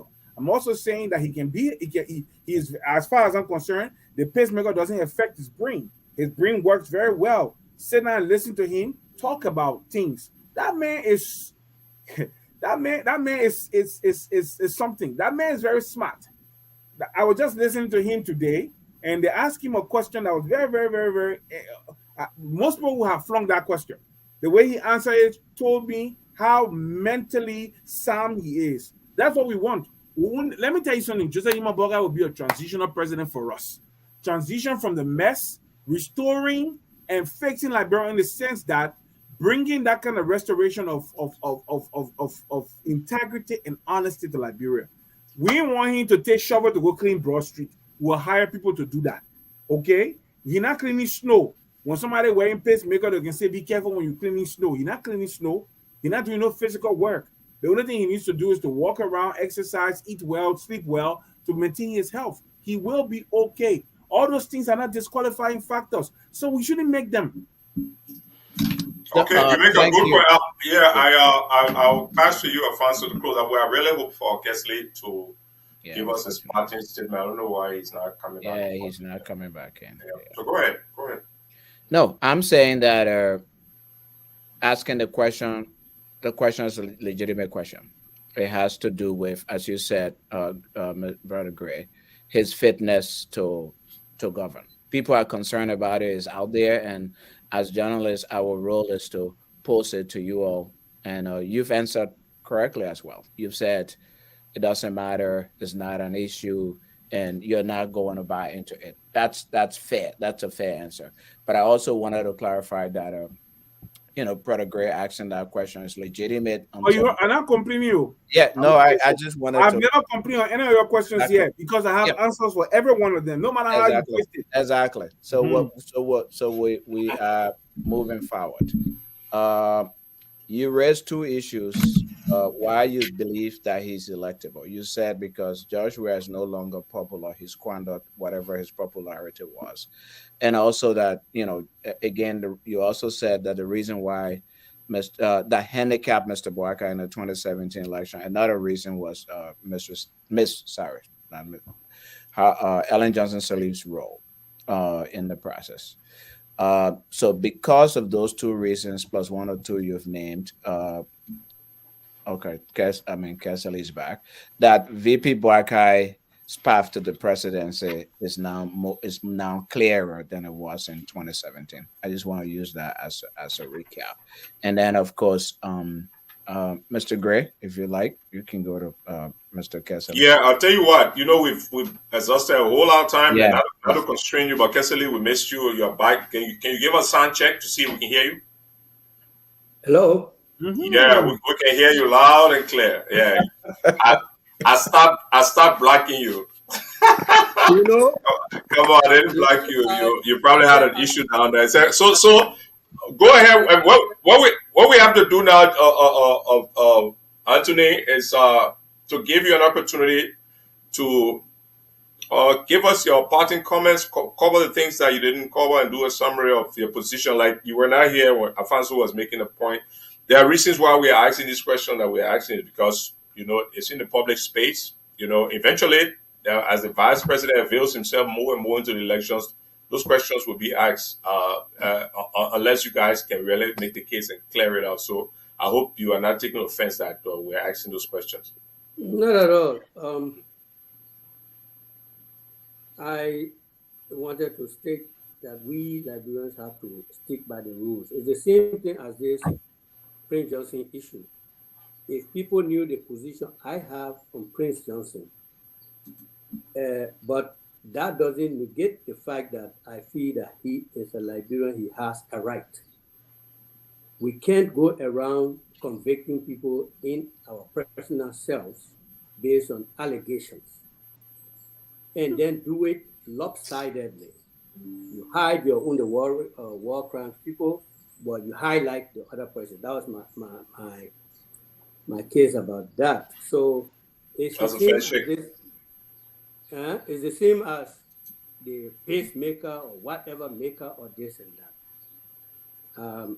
Peace be to his ashes, Dr. Kesselly, a lot of other young people. Nobody will imagine that they wouldn't be with us today. Most of them will have thought by this time it is Joseph Boakai who have been dead. Did Dr. Kesselly have a pacemaker? No, but we're talking about he died. Exactly, you just making my point. Oh, okay. So you don't need a pacemaker to say your death is imminent. Nobody's seen the old man who was dying. No. I don't know whether it's true. No, people say his right hand was dead, his left hand was dead. He was dead. No, don't speak for people. Say you didn't say so. Because we are on the battle lines, we know what's being said. People have converted themselves into gods who know when this man is going to die and he will not lead the country, etc. But what I wanted to say is this whole question, we didn't get to come too much to it, even though we brushed it one side, about the relationship of Madame Sirleaf and Joseph Boakai when he was vice president. I and many of our people on our side do feel that Joseph Boakai did execute his functions diligently. And I'm going to read from Madame Sediv's 2016 annual report, just a sentence. I'm not going to give you a whole speech. I'll tell you are reading the entire report. Yeah, no, it's just a portion, just the first page. She says here, I think this is the one for 2017, January. She said, "We thank the Almighty for the blessings upon our nation. I thank the leadership of the legislature and the judiciary for their cooperation and support. And I thank you, Mr. Vice President, for your continued dedication to enable us achieve the goals we have set for our nation's recovery."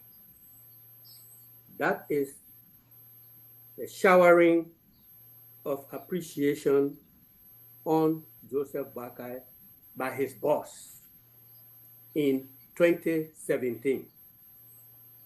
Back in 2016, she made almost a similar comment.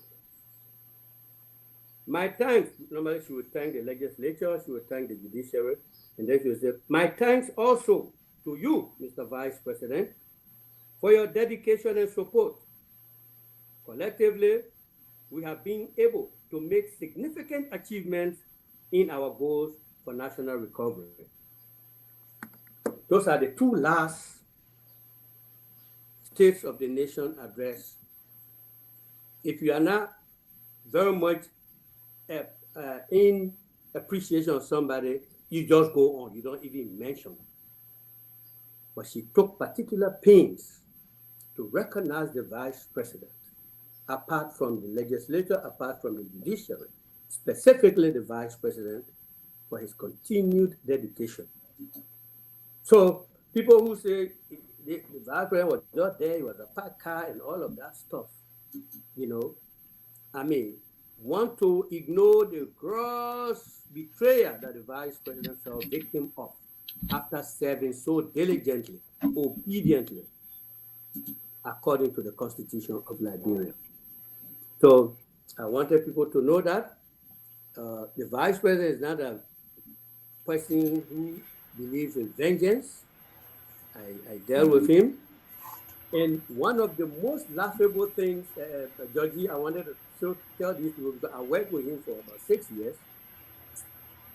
So many people feel, and I hope Uncle Joseph is listening to me. So many people feel Joseph Boakai is a push around. You will not believe it. If there's any push around, you who come in, you will be pushed around. Then believes in something, you need to get him out of it. Talk to anybody who's close to Joseph Boakai.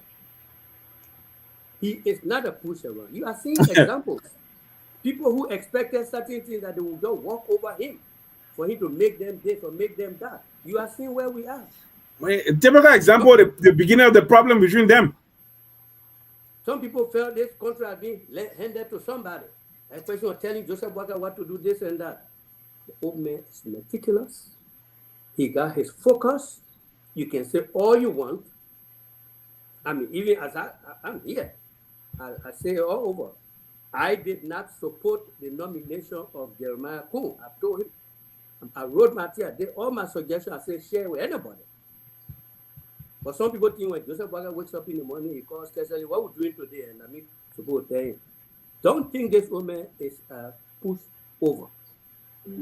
That is the worst perception that some people got out there. So he is a man of principle. He will do what the law says.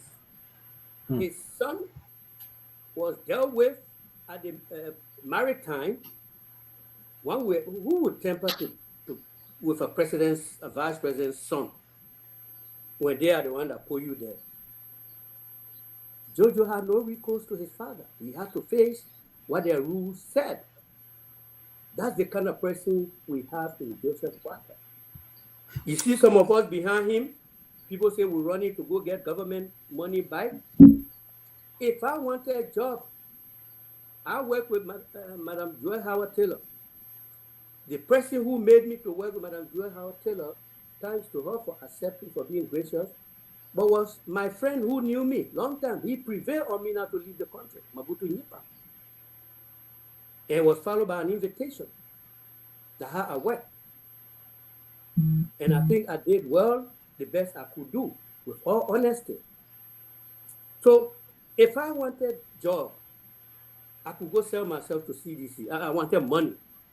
Or I could be in the Kumi bandwagon because the people say they got money. Joseph Boakai, what money you get there? You do sacrifice. Like something I've been used to in Eula, in Osu, and this, and nobody pays you. So you see us in his service. I spent almost 20 years here working, for which I'm retired and I get something. I was not working in government. Some people assume that we'll be in government all our lives. If you count my days in government, there are very few. Political appointee, only one time I've ever been political appointee during the interim government, assistant minister for special services. I've held no other political appointee since in any government. From 1994 when I left, I have never held political appointee position. So I just want to tell you that when you see us behind Joseph Boakai, it's for a purpose. We are thinking about Liberia, not our personal gain.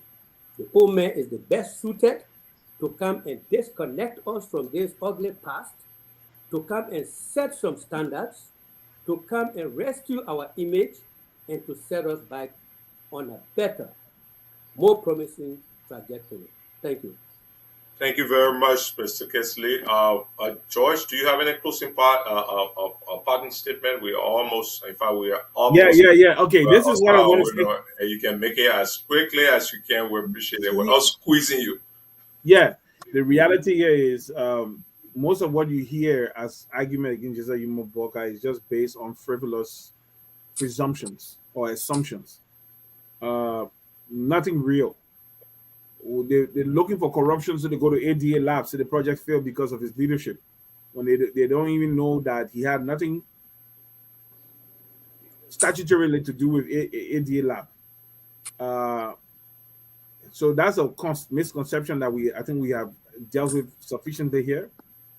Also, again, when it comes to whatever his health, we are not doctors, but we can tell you right now he's mentally alert.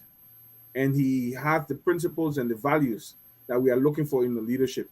We always said this, that Liberia will change the day we have a good leader. Let me tell you something. It's not about a hippie crowd talking about we work in a system. We're talking about, man, you cannot blame no vice president. Talk about a vice president for 19 years. And by that, he should have been disqualified not to even be president of Liberia. And there were even attempts to rob him of that opportunity set when Tubman died. But the reality here is this: the man who sits down in a place where he's constitutionally barred from talking until he's asked, that man will see the excesses, the mistakes, the faults, and he will have a mental plan, roadmap, how to not to fall in those same traps when he assumes the helm of power. And I believe now that there's no better time. We're not talking about a group of people, political neophytes, who have no grounding, they have no established constituency in Liberia. We're talking about men who have a constituency. If you go to my village right now and ask the people there, everybody will tell you, say they're not Kisi people, the Loma people, they will say they're voting for him. You go to Grand Bassa County, you go to Magini, my friend is running as a representative in Bombing County. And he tells me from his interaction with the people are ready to go in October 10th to vote for Joseph Boakai. This thing is, we just be liberating this issue. Let me tell you something. I will state this before I go. The other people, they are running interference for George Weah. You can see the man is low energy because he knows fully well that he has no ground. they constituted their own polls, their own survey, and the survey said that they are a distant third, or even if they're not careful, say if Princeton are in the race, they'll be fourth. So we're not looking at all those things. What we are concerned about, let me tell you something, Cyrus. This is what I'm concerned about. I don't care how determined and well-intentioned a leader is. If the people around him are not visionaries themselves and do not help to enhance and spread out his policies and implement them with commitment and patriotism, it will affect how he rolls out his policies. So one of the things that we are going to be doing, for me, I can always tell people I'll be number one, Cheche Pole. All those in the helms of power who will be political appointees and will not be doing their jobs will be the one to call their names out. And I can credit if Joseph Boakai not doing his work. Cyrus market will not far from 2024. I'll be the number one critic of that government. I'm telling you, because that government must succeed. And the only way it will succeed, we must not sing the praises of the government that does not deserve praises to be sang. When they do the right thing, we will be the one heralding it. When they mess up, I'll be the first person to say they are messing up. This is not what we voted for. This is not what we championed, and we wanted change. Let me tell you something. Just like Human Burger will bring change. We're not here for window dressing. There is nowhere anybody will hide.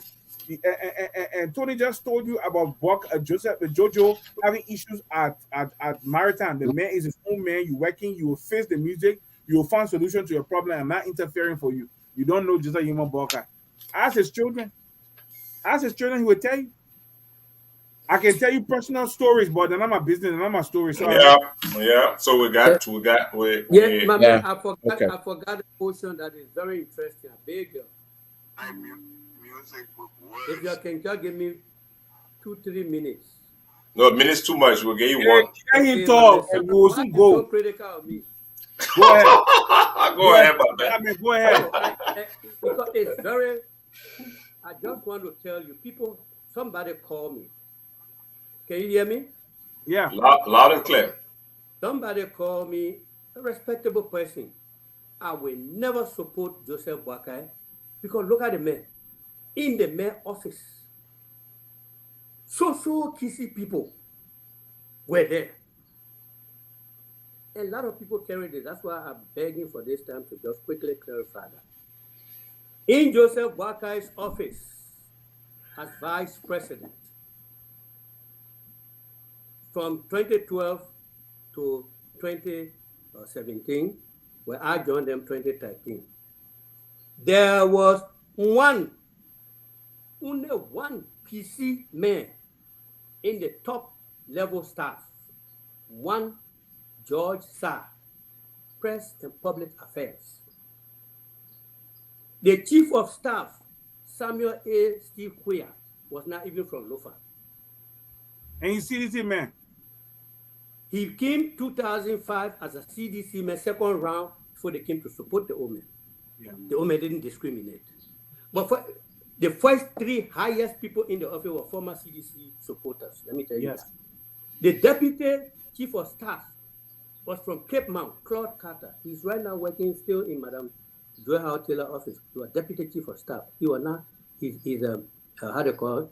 Varman from Cape Mount. He's not even from Lofa. The third person in line, Maureen Nima, who currently still works with the Omen, that bright, beautiful lady. Most people used to say that kissy woman. She's a Grebo woman from Maryland. No connection to even Lofa. Okay? Then you come to the finance man, Ewu Nete. Ewu Nete is from Grand Bassa, kind of Buchanan. Okay? Then you come to the personnel. The first was Marie Smith. She was a Congo woman from Virginia. The next person that came, that day, Sekula Vani, who's right now with Fisheries. Sekula Vani was the human resource director. I'm not counting myself, I'm not TC, but I'm not counting myself because I was not a regular employee of the office. I was a consultant. I was there on a contractual basis. I play real money was, right? That one I probably again. Well, it was not money for the money I left from here to go. The money I left. Oh, Kesselly, your 1 million almost finished, yo. Yeah, so in essence, the protocol, the first one was James Kotu. He works now with the First Lady. Very competent fellow. He is a Bandi man. He's not Kisi man. James Behe Kotu. Then when he left for study, his deputy really was this guy, Dishield, Winifred of Congo girl, my Dishield granddaughter. But later on, the other fellow, the basketball different teach. He works right now with Madam Joy Howard Taylor. He's a Buchanan man. So where are these Kisi people? That's the top level staff in Joseph Boakai, the Kisi man office. That was the senior staff right there. Yeah, that's the tribalism now. Where is the tribalism in his office? The expert doctor with Minister of Finance, Daniel Bora, basketball from Buchanan. Then the other boy, I don't know why something that tribe man, he in the United States now, we used to call him Petro. You know the tribe man Hikisi. No, but he's not even from Lofa. He's not even from Lofa. That's the first thing. You know, he's not from. So this is what people don't know. People, the moment you see Mandingo man, Pele man, and Loma man, and Kisime work together, they say, oh, Lofa, but tribalism. Mendi man. There are 6 tribes in Lofa. Some of them don't speak each other's dialect. There were 8 with the creation of Bapolu. Bapolu was made up of 2 statutory districts in Lofa. Bama Statutory District and Bopolu Statutory District. They carved those 2 districts and made them a county. Ba for Bama, Polu for Bopolu, Bapolu. That one makes that county. So the Gola people in Bapolu and the how do you call them? The Bele people from Bele Yala combined. Those 2 tribes came out of Lofa. So Lofa was left with 6 tribes. So don't see Lofa people working together and the other thing is, let me conclude on this note. When people hear uncle, you talk about uncle, most people from the Southeast think that biological relationship in Lofa. It is not. It's a traditional thing. I didn't know Joseph Boakai all my life, even all the time I'm giving, he didn't know me personally until 2013, when SES chose me, that when I got to sit with him for the first time, personal level.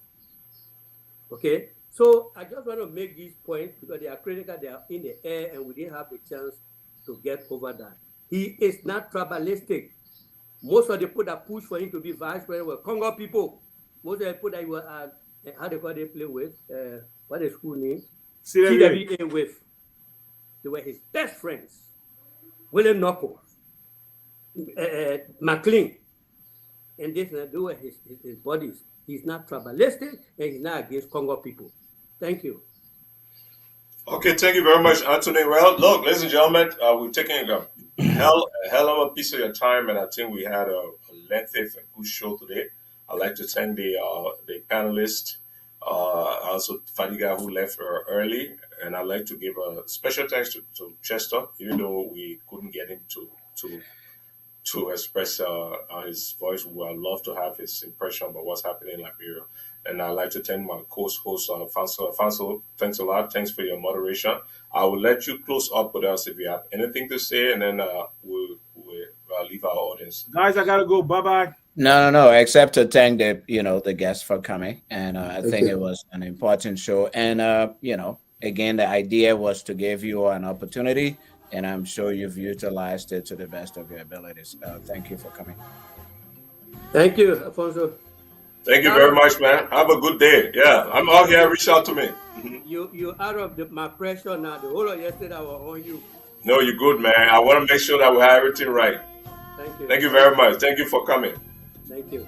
And a voice with the fear of a child. Thank you, bro.